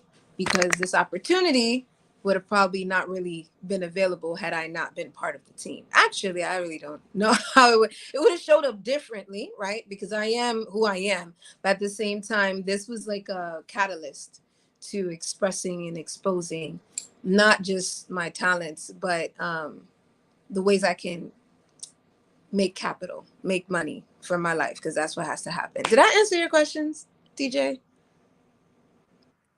Oh, absolutely. I think what you see in here, ladies and gentlemen, I don't think you realize the specialness of what you are witnessing in these 2 hours because you are actually seeing multiple generations of professionals working together in harmony. And we're always shown the negative side of our culture when this is the culture. This is the rule, ladies and gentlemen. I got 5 decades on this planet. He's got 2.5 decades. She's got 3 decades. She's got 3 decades. He's got three. How rare is it that you actually see, just from ageism, people who are 10, 15, 20 years apart in age actually work together in harmony and do it in a family environment? That I'm going to keep it a buck with you. I was just sharing this with Tajir. How rare is it for somebody in my age group to actually get along and actually hang out with people in your age group? Conversely, how rare is it that you would even want me to be hanging out with you? But this is the norm, ladies and gentlemen. But you're allowing another depiction and propaganda to prevent us from being together. And most importantly, for the business of them serving the team, they're actually getting skill sets like the Karate Kid. See, when Mr. Miyagi was telling him he's going to make him a world-class fighter, he's like, well, I got to paint the fence. Well, I got to wax the car. Daniel-san's getting pissed off. But when Daniel-san got to the tournament, and he never done tournaments and fought against these guys, multiple tournaments, the master, through work and humility and servitude, made him the master of all masters.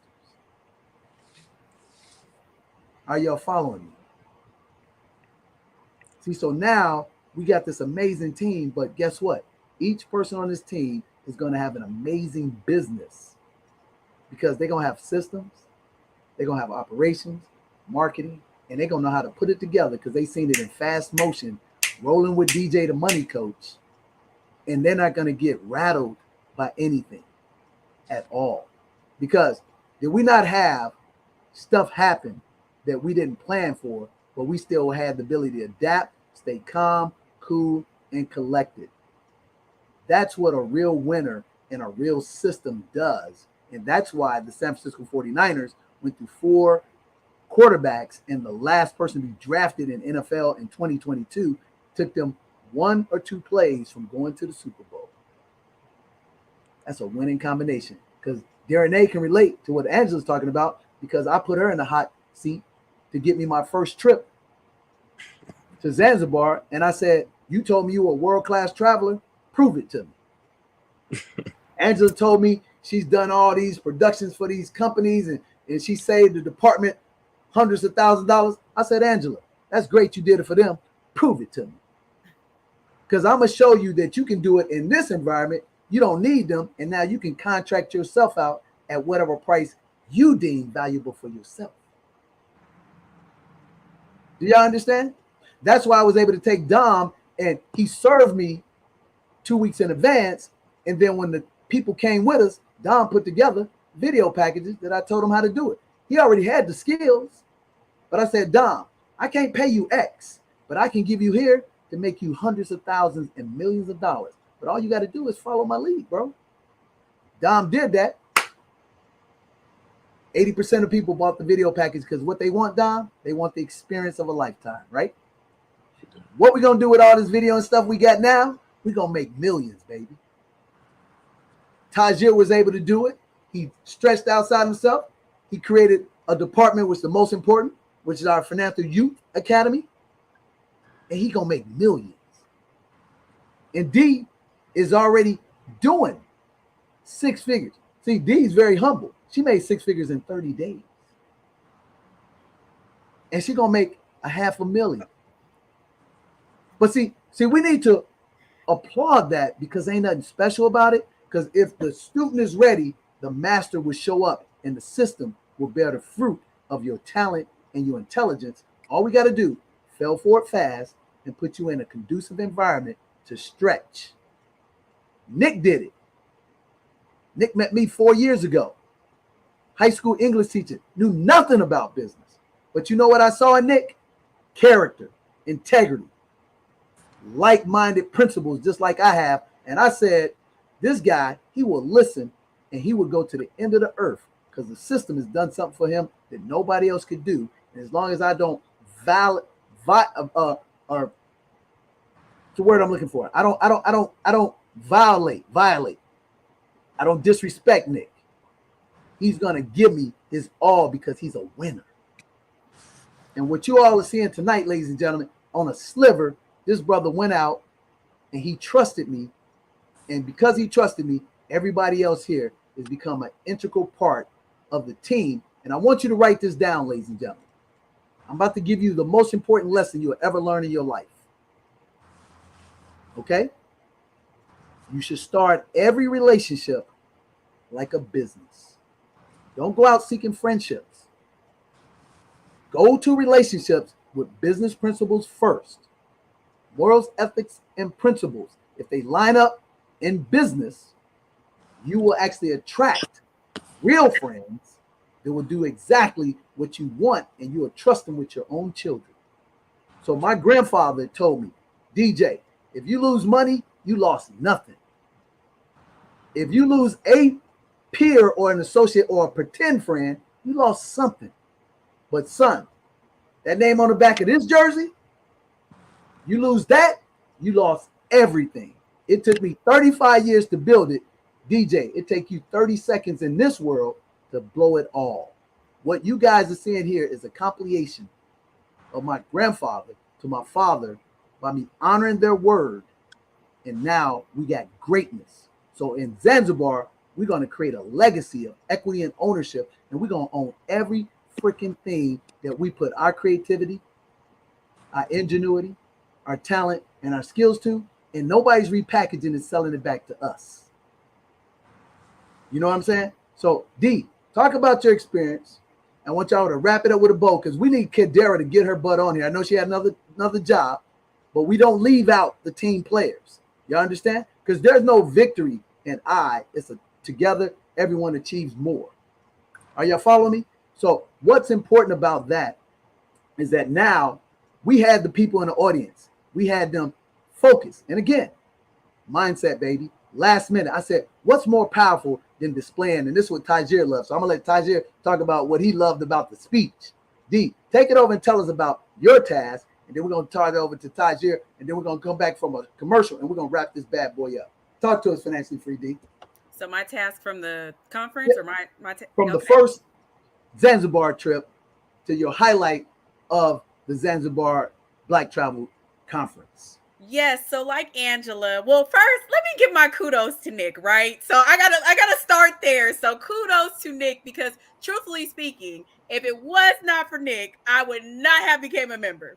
So that is very much the truth. Nick is the one who contacted me. That's when nobody else was here. Kadera was here, but she was in the background. So thank you, Nick.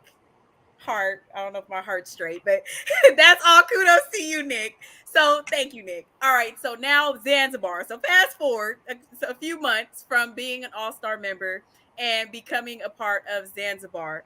So did DJ's trip. He actually, his first time going, he stayed in a resort that no one had stayed in before due to my research. And I had never been to Africa at that time, guys. Never been there before back then. So he stayed somewhere that we ended up partnering with later, but no one had ever stayed there before. It was amazing, all of that great stuff. We actually met someone who is becoming a part of our team there as well. So, we truly practice cooperative economics, and that doesn't just mean here. That means with our people, period. So that's that.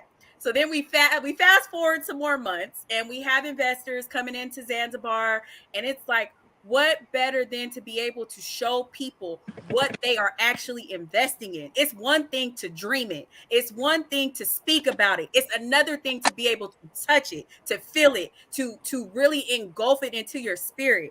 So we took several investors, which is the trip that Angela, Tajir, Dom, DJ, Kadera, and Nick is committed to his children. So, he was unable to come, but the rest of us were there. And that's where we really bonded. And that's what created this right here, this P.O.M lifestyle movement.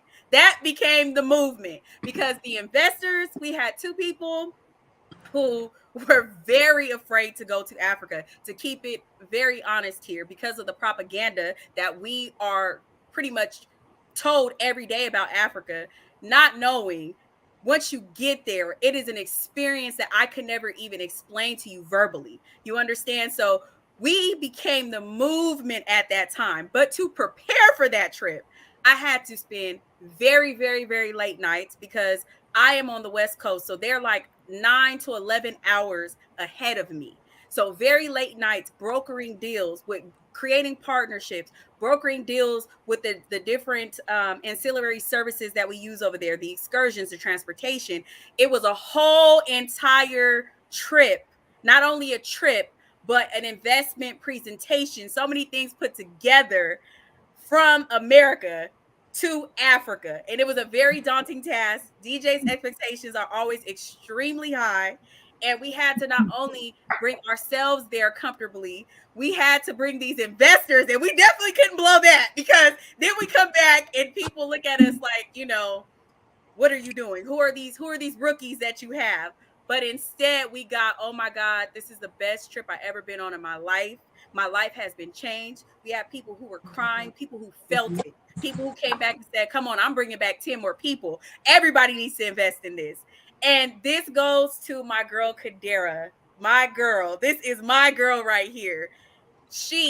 Her and I, when we were there in Zanzibar, we worked it like a team. Like we talked about earlier, we're interchangeable. We play each other's roles all the time. So I'm conversing with people, I'm putting the people in place. Guess what Kadera's doing? She's doing the system. Systematically, everybody's getting texts. Hey, we got to leave at this time. Hey, we're going here. Hey, when we come back, guess what? We got follow-up emails. Hey, if you want to bring someone to invest, if you want to bring someone to a presentation, it's a system, truthfully, and we all work in collaboration. So that was Zanzibar. Zanzibar, it took a lot of effort, and still to this day, it takes a lot of effort to be able to be in one continent and be able to communicate with people whose first language is not English, and we have different mindsets. You understand? So that's another big thing to kind of overcome.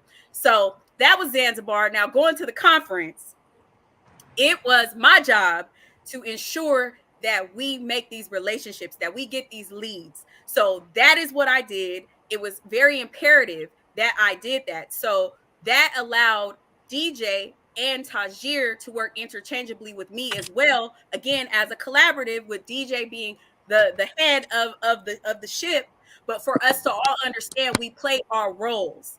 And we had a team meeting following that saying, hey, what are your roles? Do you feel like that you're playing the role that you should be in? So the Black Travel Expo as a whole was amazing. It was such a great learning experience. And I think that it just bonded us closer together. And it also allowed us to think bigger, which I will let Tajir, kind of go into that. But for me, there was so much that came out of it. And the big portion for me was establishing these relationships because that is my role. Man, that is awesome. So real quick, Tajir, then we're gonna introduce the secret sauce behind the mechanism. They would call it the matrix, baby. The matrix. That's the matrix is coming up. So Tajir, chime in real quickly so we can introduce the what we call. I have to call her. I'm the Oracle, so she's Miss Oracle. So if you saw the Matrix and they met the Oracle was a woman, and she's amazing. So Tajir, chime in real quick so we can introduce people to the Miss Oracle. I got you. And just refresh me. What was the exact topic you want me to hit on? We just want you to hit on the roundabout summary of what D just left from. So in terms of how powerful we did those corporate relationships, how we ended, well, we attracted everybody to us at the VIP. And what was your task that I gave you? Oh, yeah. So, man, like the Black Travel Expo, man, like I told DJ, he was like, after, what was your thoughts of the conference and experience? He was like, what happened versus what you expected? I was like, well, I didn't have any expectations because I didn't know. I was open for whatever was happening. I just wanted us to win. So, like D kind of mentioned, it kind of stretched me way outside of my comfort zone. And DJ told me, shut up. He said, all right, this is your task. He was like, you are tasked. He was like, you have to bring a deal. He was like, you've seen everything that we've done. You've seen everything that we've been able to accomplish. You see how we function. He was like, so your task is you got to bring a deal to us by the time we go to Zanzibar, something strong that's going to hit us. And like I said, from the hunting analogy, keep us fed over some time. He was like, that's your task. That's what you got to do because you've seen enough. You've literally been and seen everything we've done. So now it's time for you to take what you've been given and go and run with it. And the experience is just, like Dee said, all roundabout perfect. It was learning straight in the moment, had some mistakes, had some mishaps, had some recalculations I had to do, but it taught me how to think and move on the fly and bonding with the team and doing it as a group to where like, hey, Dee saw me, she was like, all right, Tajir, you good? Let me help you out here. She gave me some tips. She's like, all right, I see you losing a little bit. Let me help you come back in. And us just working as a team and filling each other's spots and just that camaraderie and that teamwork. You can't get that anywhere else. So we're in a pretty much a ecosystem and like an incubator that is sending all of us 1,000 miles an hour to hit all of our dreams. And this is the space you want to be in. I actually have to jump off now, but I want to tell you guys, everybody watching, this is the team you want to connect with, you want to work with, and you want to emulate because we're going to take over the world, not because we're better than everybody else and not because we have these, thoughts in our head. It's because this is what we do. We have teamwork, we have respect, we have trust, and we're hardworking professionals that are all experts at what we do. So we have no choice but to win because we're talking to y'all and we want y'all to win. So we got to win so you can come and connect with us.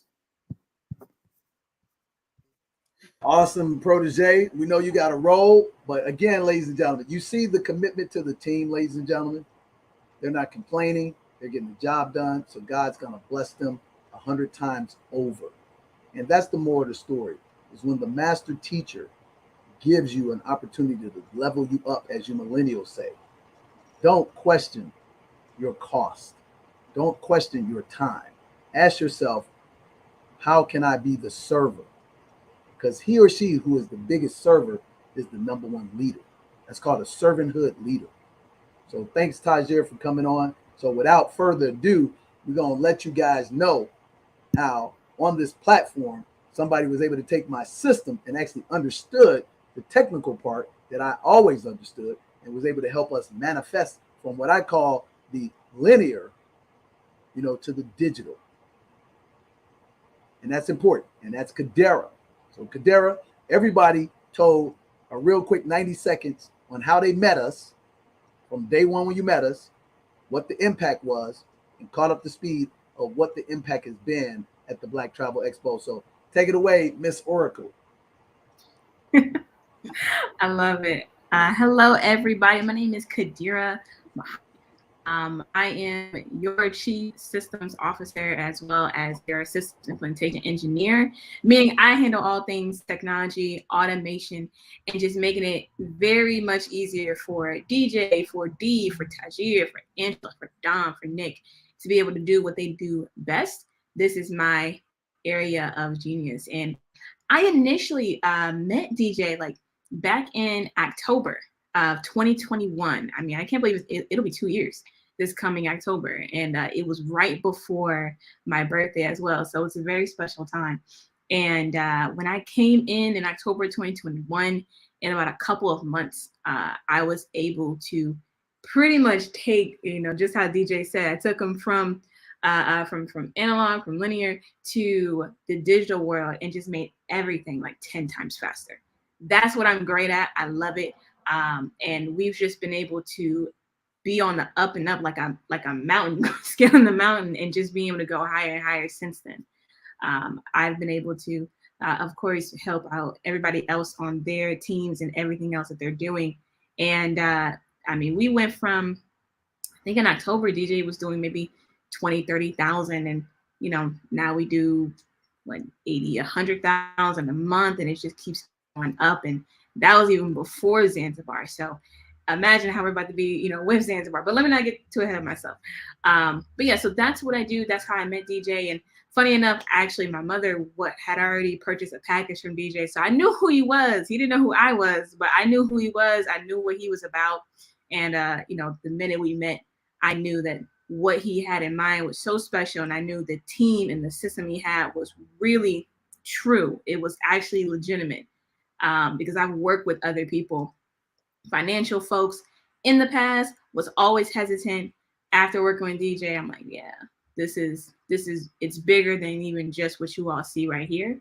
So that's what I do. That's how I've been able to impact the team and just being able to handle all the automation. If you've ever purchased a bundle from us, if you've ever even looked at one of our web pages, you got those texts and you got those emails and you got exactly what you needed as soon as you got it, and then you got this other thing, that's me. That's me. But that's important. Every business needs somebody who can handle all the technology so everybody else can be in their zone of genius. So that's what I do. I think I hit all the points. Let me know if I didn't, DJ. But I've been that is perfect. So we also talked about how we all played cross training, and we actually stepped outside of our comfort zone at the conference, and we took on tasks that we didn't even know we had skills to actually play. And that's the beauty of being a team player. So share with us, Kadira, your experience, because again, and it's funny, we didn't plan this way, but everybody got outside their comfort zone and replaced another person that actually runs that department, and you did it flawless just like everybody else. What was that experience, and what was the task, and how important was it to the whole success of the operation at the Black Travel Expo? Oh, absolutely. So you all are super used to, Nick being able to help DJ when it comes to our Friday shows, when it comes to our masterclass, when it just comes to these amazing programs that DJ puts on. And so I had never done that before. Doing audio visual, handling the technology on that end, I've never done, especially in a live environment. And to not only do that, but have to do it at a conference, meaning in person and dealing with other people's technology, while at the same time handling my own tasks that I'm already well versed at. That was super new. That was super new. Having to figure out all the details. I mean, if you've never worked an event, and I'm just being honest, y'all probably haven't worked an event how we've worked an event. Like we worked that. Like when B was talking about, we worked that. And we did everything, and no stone was unturned. And that was a part of me turning over some stones and making sure that not only, not just the presentation, but making sure DJ could be able to just give his monumental speech as the headliner and keynote speaker at the Black Travel Expo. And he can't do that if he's worried about AV, if he's worried about technology, if he's worried about how the presentation is going to look. And so that was my responsibility. Definitely took me out of my comfort zone. I am a super behind the computer type of person. I'm very good at that. And if I even take it a step further, D knocked out the park when it came to the leads. She got it. But I can't lie, I got my couple. I got my few. All right. I got my few. If you know me in real life, I'm a very reserved person. I don't, all the talking and social stuff, especially in the professional environment is just not my forte. But I'm learning, and DJ does a very good job at in his mentorship and in his real life coaching, even with his own team. He helps us in rounding us out. He calls it that, rounding us out. So you're not stuck in any one environment. And I appreciate that. Even though in the beginning, I was like, why am I doing this? Why do I have to do this? Can't I just handle the computer stuff? Why do y'all need me for this?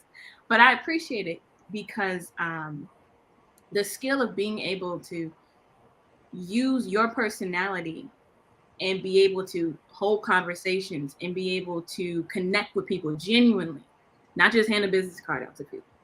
Not just put a clipboard in people's faces, but literally connect with them to the point where they remember your name and they're asking for you. That's a real life skill. That's a real life skill. And I'm 26. There's a lot of people my age who just don't got that at all. You can't take them away from their phone and be able to have a real life conversation. I mean, I hate to say it, but that's just true. So I really appreciate that. That's another part of me, going out of my comfort zone. I didn't do as much as D, but I didn't mind. I like that. I'm happy with what I got, and it helped the team overall with our goal. So yeah, those two scenarios definitely took me out of my comfort zone, and I'm 100% grateful for it. Man, you know what? I'm so proud of the ability to get outside your comfort zone. It's not what you're excellent at, ladies and gentlemen, that's impressive. What's impressive is the ability to get outside of your comfort zone and learn something else. And again, the most important piece, the trust was there that in a live conference she never done before, I had to have the trust in the system and knowing that she was more than capable because we had no room for error and she was flawless. But the reality was, ladies and gentlemen, again, I've done this a million times and I knew each person that had to, play substitute for the other person, they had a certain set of skills on the intangible side that are just priceless.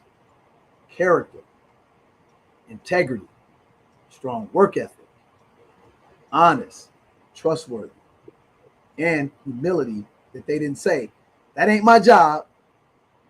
I ain't got time for this. You gonna pay me this? They just served the team. And in essence, just like Daniel's son and the Karate Kid, they're gonna be benefit in their own business because all these experiences that happen fast, it's gonna be in slow motion. And you always hear me say this. I can go back to 2008, 2010 in the great, recession, and I could tell you what's happening now. It ain't because I'm reading, some magical globe. I already seen this video. So it's coming to me in slow motion. And you're going to have the benefit to do that in your own lives. So you're going to grow 100 times faster than I ever could because I took out all the challenges and I just gave you the cheat sheet and you were humble enough to take on the task. So God's going to reward you. So what we're going to do now, guys, is number one, thank you for participating in Take a Bite Out of Zanzibar Black to Travel Expo recap because you actually got a master training worth hundreds of thousands of dollars. Literally. We didn't plan to do this, but this is the benefit. So if you're watching this in the replay, you're watching it live, here's what I'm going to challenge you, just like we did at the Black Travel Expo. I'm going to give you 5 words. I want you to write these all down, okay? Financially Free D talked about it. Number 1, you have to practice cooperative economics. What is that? Work with your people. Don't look outside of it. Cooperative economics. That's number 1. Number 2, you have to, leverage your network in a positive way. If you're the smartest person in your most important network, you need to level up to another network because you've outgrown it, okay? And then the third thing is you have to have an ecosystem. Now, here's the great thing. It took me 20 years to build a successful ecosystem. So you have the advantage of plugging into a successful ecosystem. And that's what we did with the Black Travel Expo. We took our ecosystem, took the Black Travel ecosystem, and interdependently came together, and we were rewarded with the P.O.M Lifestyle Movement 2.0. So those are the first 3 words of what you got to have system-wise. But here's the most important 2 words that you'll ever have in your life when it comes to wealth. What do we tell the crowd? We printed out some 2 sheets. Tell them what it was, ladies. Equity and ownership. That's right. Equity and ownership. We don't do anything, ladies and gentlemen, if we don't have equity and ownership in it. And that's what I express to the people. If you see me wearing something, if you see me talking about something, and it don't look like DJ the Money Coach, I can guarantee you on my grandfather's grave, I have equity and ownership in it. Because after 5 decades on this planet, I don't do free advertising for anybody. And I'm unapologetic about it. And if I happen to have something on and it doesn't belong to me and I don't have equity and ownership, it'll be generic, so they won't even get an endorsement. And if you understand that, no matter what you heard, you apply that, you will create wealth for your family down the road. And then you'll get the true essence of the P.O.M lifestyle movement, because you'll generate plenty of money and you'll have peace of mind and you'll go travel around the world anywhere you want to go. So Nick, I want you to show them the 3 videos that Dom put together for us and show you we work harder than anybody. We work smarter than anybody. But after we do that, we party harder than anybody and people come attracted to us like a moth to a flame, like Janet Jackson says. We turn that bad boy out at the rooftop. Now, Nick was there the first time. So Nick can appreciate this. So Nick, let's go to the break. Play a couple of them videos. We're going to come back and wrap this thing up. But before we do that, ladies and gentlemen, you need to like, you need to subscribe, and you need to share this with 5 people. It's not because I don't need you to do it. You need to do it for yourself because we all free, baby. And we're going to eat and sleep well, but it'd be a lot better if we do it with you. Nick, take us to the break, baby.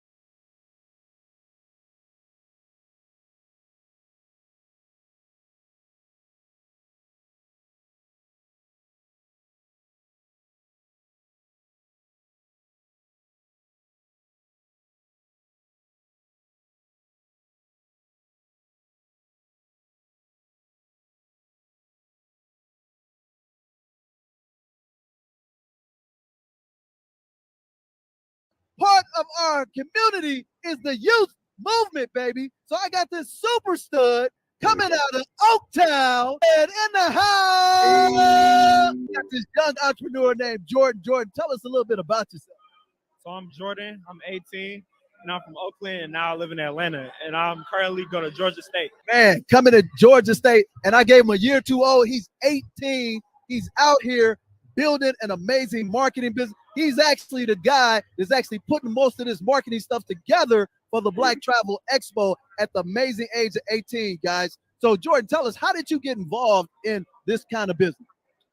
I stopped playing basketball, and I kind of had like an identity crisis. I didn't know what I wanted to do in my life. So I started looking around, and my mom actually found my mentor that got me into marketing. And I worked for his company from around like 2020 to around last year.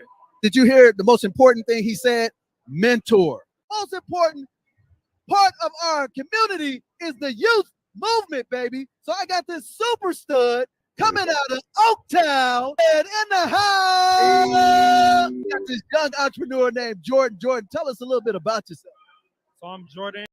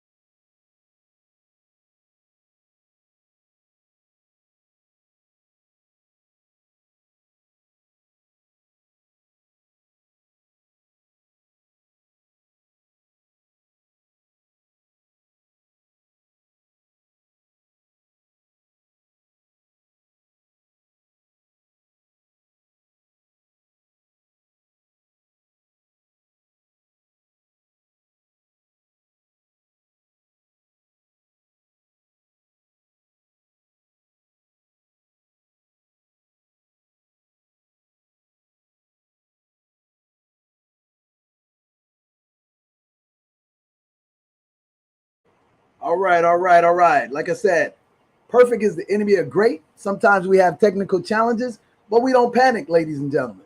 If you get the meat, you don't need the sizzle, right? So what you just saw is a compilation of the beginning of the Black Travel Expo, the middle, and most importantly, still pictures of the party at the end, where we were just a magnet that everybody was drawn to, because the movement is real, ladies and gentlemen.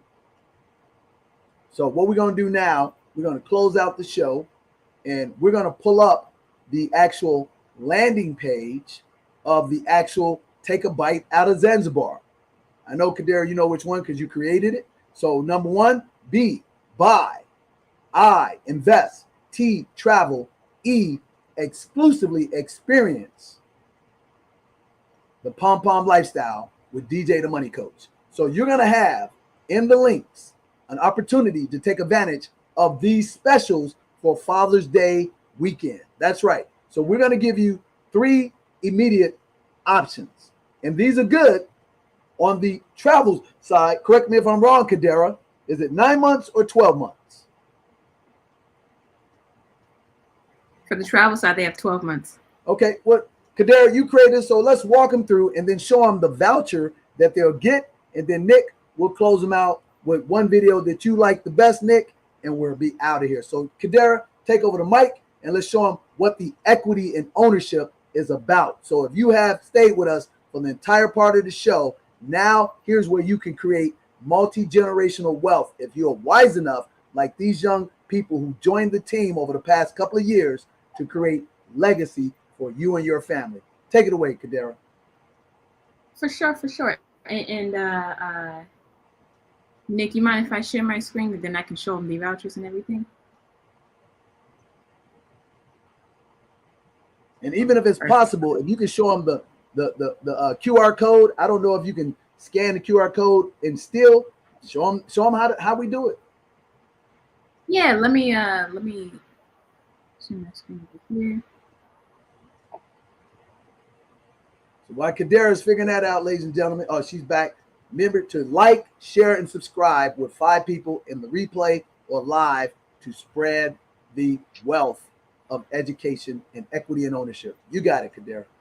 Absolutely. So, like DJ said, there's multiple ways for you to be able to really take a bite out of Zanzibar, and it starts with, if you really want to learn everything that Zanzibar has to offer in terms of really being able to get a deep dive into buying, into investing, and into actually traveling to Zanzibar, you're going to click the yellow button right here. And when you click that yellow button, you're going to go to a page that looks like this, right? And we're going to be able to have you join a future master class where DJ goes even deeper. If y'all thought this was deep, this goes even deeper into his master class. And you'll be able to learn how you're going to be able to take everything that Zanzibar has to offer truly from a buying, from an equity and ownership standpoint, because that's the only thing that we stand on, equity and ownership.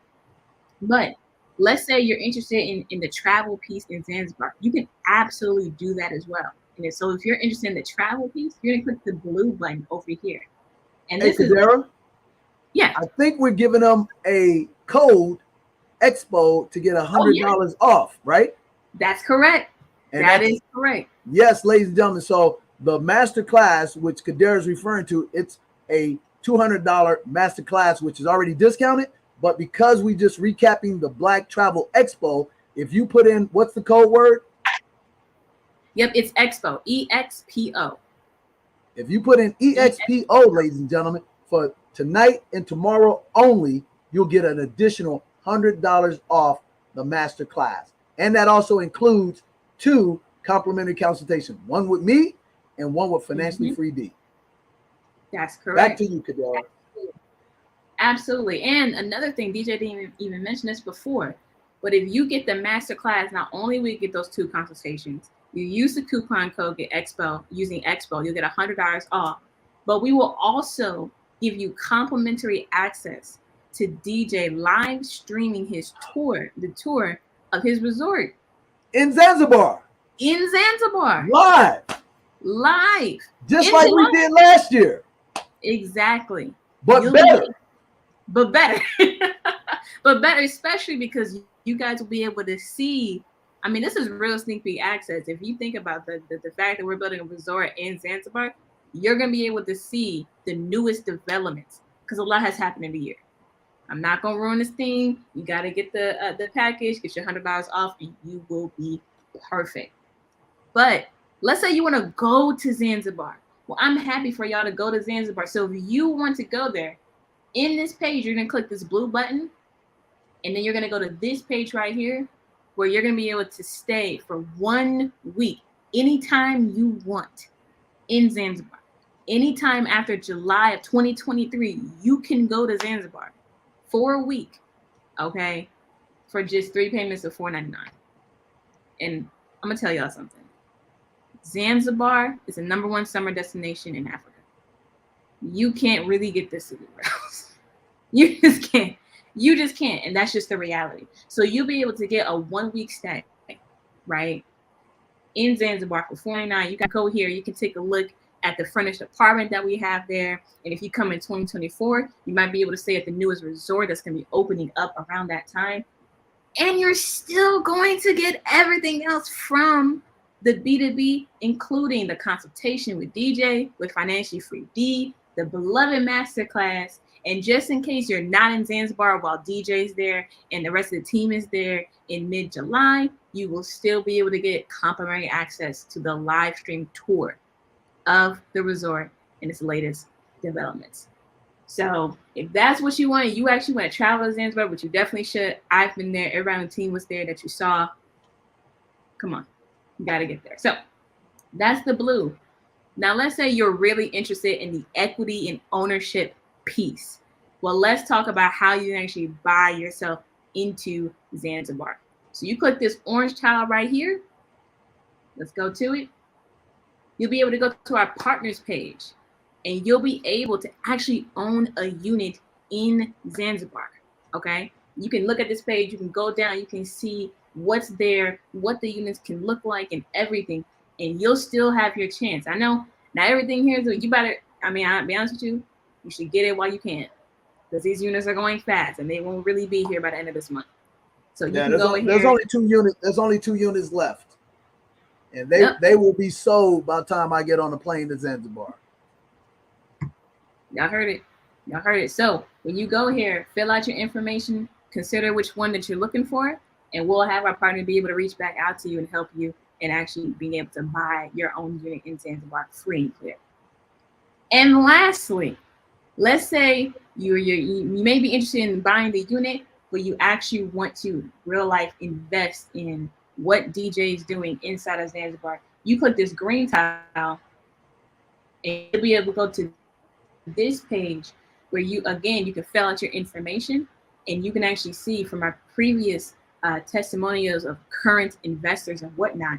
And you'll be able to go here, fill out your information, fill out the little opt-in, and you'll be able to get reached out by one of our team members, and we'll talk about how you can actually invest in Zanzibar, maybe invited at some of our future presentation meetings and whatnot. But you just got to go to this page, click the orange tile, and you'll be able to get opt-in and be locked in as well.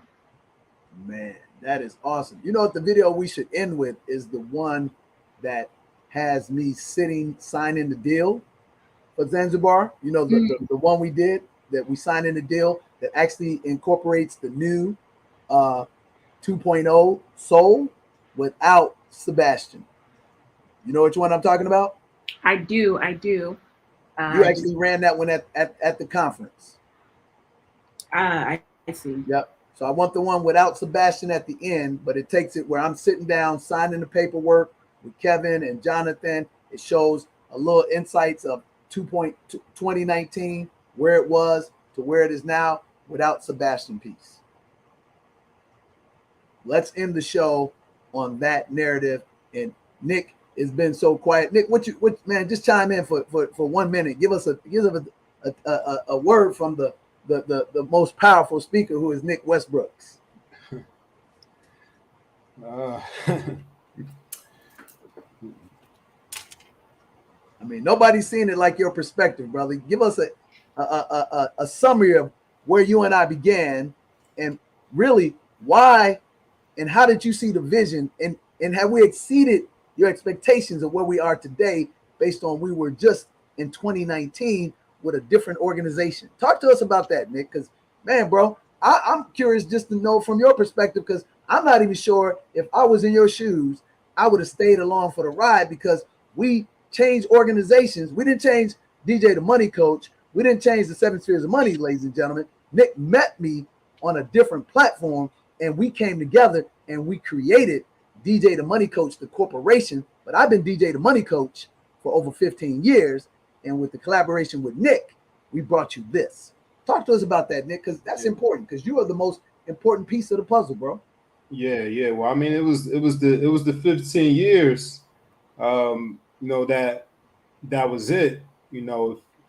If this was a new Jack, new person on the scene just getting started, then I would have been like, I don't know. I'm skeptical, but since DJ had the track record, having to switch from one organization to another really wasn't a factor, because he had the track record of 15 years. So, and also I had the benefit of being on both sides of the tracks. I started out as a client, and I actually went through the program, went through the system, and saw how it worked firsthand. So I knew it worked. So that was another reason why I stuck with it. I believed in it, and then also just being the person that I am, I'm gonna see it to, I'm gonna start it and see it to its completion until someone else comes along and is able to pick up the baton. So that's where we were with it. And so you actually had a chance to start and see my humble beginnings. Talk about that, man, and how that actually made it even realer for you, because I took you back, because a lot of times people make up stories, right? Mm-hmm. But I actually took you to where I stayed at and my car got repoed. Did I not? Yep. So so just in case you didn't know, DJ's from Chicago. He doesn't live there now, but he's from Chicago. And think it was 2 summers ago. A DJ does his annual trip, back home, and he invited me out to to meet him and come hang out with with his family. So I, came out to Chicago, met him out there, and he showed me his old apartment. His humble beginnings. As a matter of fact, I'll pull that up. Where it all started. And this title is called "This is where I lived when I was broke." So I'll actually show him better than I could tell him.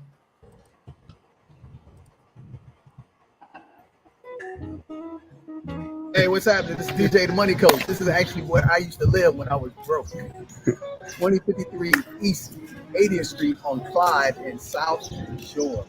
That's right. So before we became legendary, this is where it all began. And if I can make it from these humble beginnings, you can too.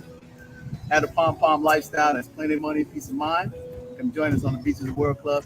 DJ the Money Coach. I see you on the bright side. Yep. So I was actually the one recording that video. So I was there. I was on the side of the camera recording that. So yeah, I was there. You showed it to me. Man, that is hilarious, man.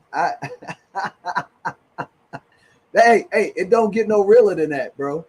Because one thing is, inside the master class, I actually showed them inside that building, and it was horrific. Let's just keep it a buck. Paint falling off the ceiling and everything. Snow up to this high. My car that got repoed. It's real, ladies and gentlemen. I can't make it up. And most importantly, Nick, you've met my family, have you not? Yep. Met your sister, your mom, all your children. Yep. So what did that mean to you, man? I mean, because that's the thing that people don't get on these fake shows and stuff like that. And also too, for me to even trust to bring you in to meet my family, because I'm a very private person, you earn my trust, and I wanted to let you know that it's authentic, it's real, and I'm not pretending to be an actor. This is my life, and you become part of that and made it better. So what did that mean for you, and how did that make the stickiness where now everybody leans to you because you're the biggest server on the team? Right. Well, I was actually going to lead. I was actually going to lead with that because I think that was one of the first things you let me know is that you rarely ever, you're a very private person, even though, you have this personality, in business and, on this short time on the internet, you're actually a very private person and you don't bring too many people around your family. So, that spoke volumes, in of itself, so I think that as far as the stickiness that I would say it if it's glue, it went from Elmer's to Gorilla Glue. It made the stickiness even stronger.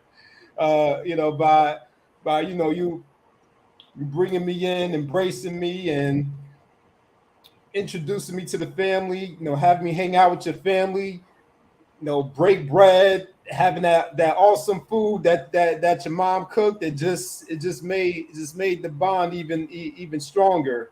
And I was able to experience that, and then you did the same for the rest of the team, the rest of the current team that you all met tonight. Last year, Memorial Day weekend, we did it again. We DJ actually invited us into his house, which he never does. he rarely invites people into his house, but he invited us all inside his house. We broke bread together. We fellowship. So he did it for me, and he did it for the rest of the team too. Man, you know what? It's so funny. My nephew Alan, shout out to Alan. He always asking about you. Call me, hey, I'm watching you and Nick's show on Friday night. Unc, I see y'all. Where's Nick? Tell Nick I said hello. Yep. Man, dude. Hey, y'all, you know what? We could be here all day, but we know we've gone over, but this is a priceless show tonight. I hope wherever you are that you receive the message that God has purposely for you. And like we talk about in our master class, we always start out, we're going to give people 5 things, right, Nick? We say first, we're going to tell them the absolute unadulterated truth. Secondly, in the midst of training, we're going to touch on your pain, and you're going to think you're in church. And how did I know this about you? As it pertains to business and finances, since I've been doing this for 25 years, is nothing that I've never seen yet. Okay. Number 3, we're going to give you a solution. And number 4, we're going to show you how to execute the solution, like Financially Free D said, the blueprint. But we're not going to be shy about this. Number 5, we're going to give you an offer. Because guess what? Free ain't free if you're really trying to become financially independent. You got to invest in yourself. And that's what people get afraid. And they be, oh, it's sell. No, I'm not selling you. I'm educating you, awareing you of what you need to do. And do you want hope deferred, or do you want to prosper? And what you've seen in this 3 hours is you've seen everybody on this platform did not know DJ the Money Coach from a hole in the wall, but because we're authentic, because we have a system and we work with integrity, we're not perfect and we're flawed. We were attracted to whom we are. It's called The Law of the Lid by John C. Maxwell. 21 Irrefutable Laws of Leadership. I would highly recommend it to you. I'd highly recommend you get good to great and read chapter 5 of the Hedgehog Concept. But what I really highly recommend to you, don't take all this education without doing application. And I would strongly encourage you to hit the links in the description. Get in the master class. If Zanzibar is for you, participate. Don't be a spectator. For Nick Westbrooks, my original manager and my right-hand man. For Kadera, my second amazing person that automated us. To Darren A, Financially Free D. To Dom, our videographer. And to Tajir, and last but not least, but not the least important, to Angela. We want to thank you for being part of the P.O.M lifestyle movement. Plenty of money, peace of mind. We want you to come join us on the beaches of the World Club in Zanzibar. And Nick, if it ain't Zanzibar, where is it, Nick? I mean, it's wherever you are and wherever you find your mental peace and tranquility. Exactly. And don't let me forget the 7 spheres of money partners. That's Emerge Financial with the amazing James Lane. That's my partner of 19 years, Melvin Hobson. My attorney of 17 years, Lisa. Our new partner, Nikki Cannon, on the West Coast, the top financial planner in the country, not because we say, because Forbes magazine says. That's also to our Noir Investment, Marcus and Jonathan, who handles apartment buildings and property management for us. That's also to Steven, our mortgage banker. So you hear that, guys? It's a team. So we thank you. God bless you. We see you on the next side. Kadera, I think you found the video. So let's cue it up. Let's enjoy the rest of our weekend. Happy Father's Day. Celebrate your father. Be grateful that you got him in your life. And if you don't, and he's still alive, go make amends and make peace, because he's the only one you got. God bless. I'm DJ the Money Coach. Thank you very much. You've been watching Family Finance Friday. Take a bite out of Zanzibar, Black Travel Recap, and shout out to Maurice Foley, the founder of Black Travel Expo. We couldn't have done this without you, my brother. I'll see you on the beaches of Zanzibar.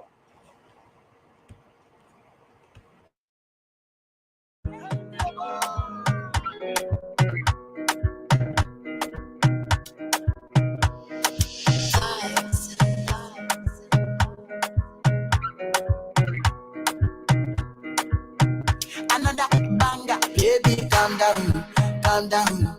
Yo, this your body, it puts in my heart for lockdown, oh lockdown. Yo, you sweet life, phantom, phantom. If I tell you say I love you, you know they for me, young girl, oh young girl. No, tell me no, no, no, no, oh, oh, oh, oh, oh, oh, oh, oh, oh, oh, oh, oh, oh, oh. Baby, come give me your lo, lo, lo, lo, lo, lo, lo, lo.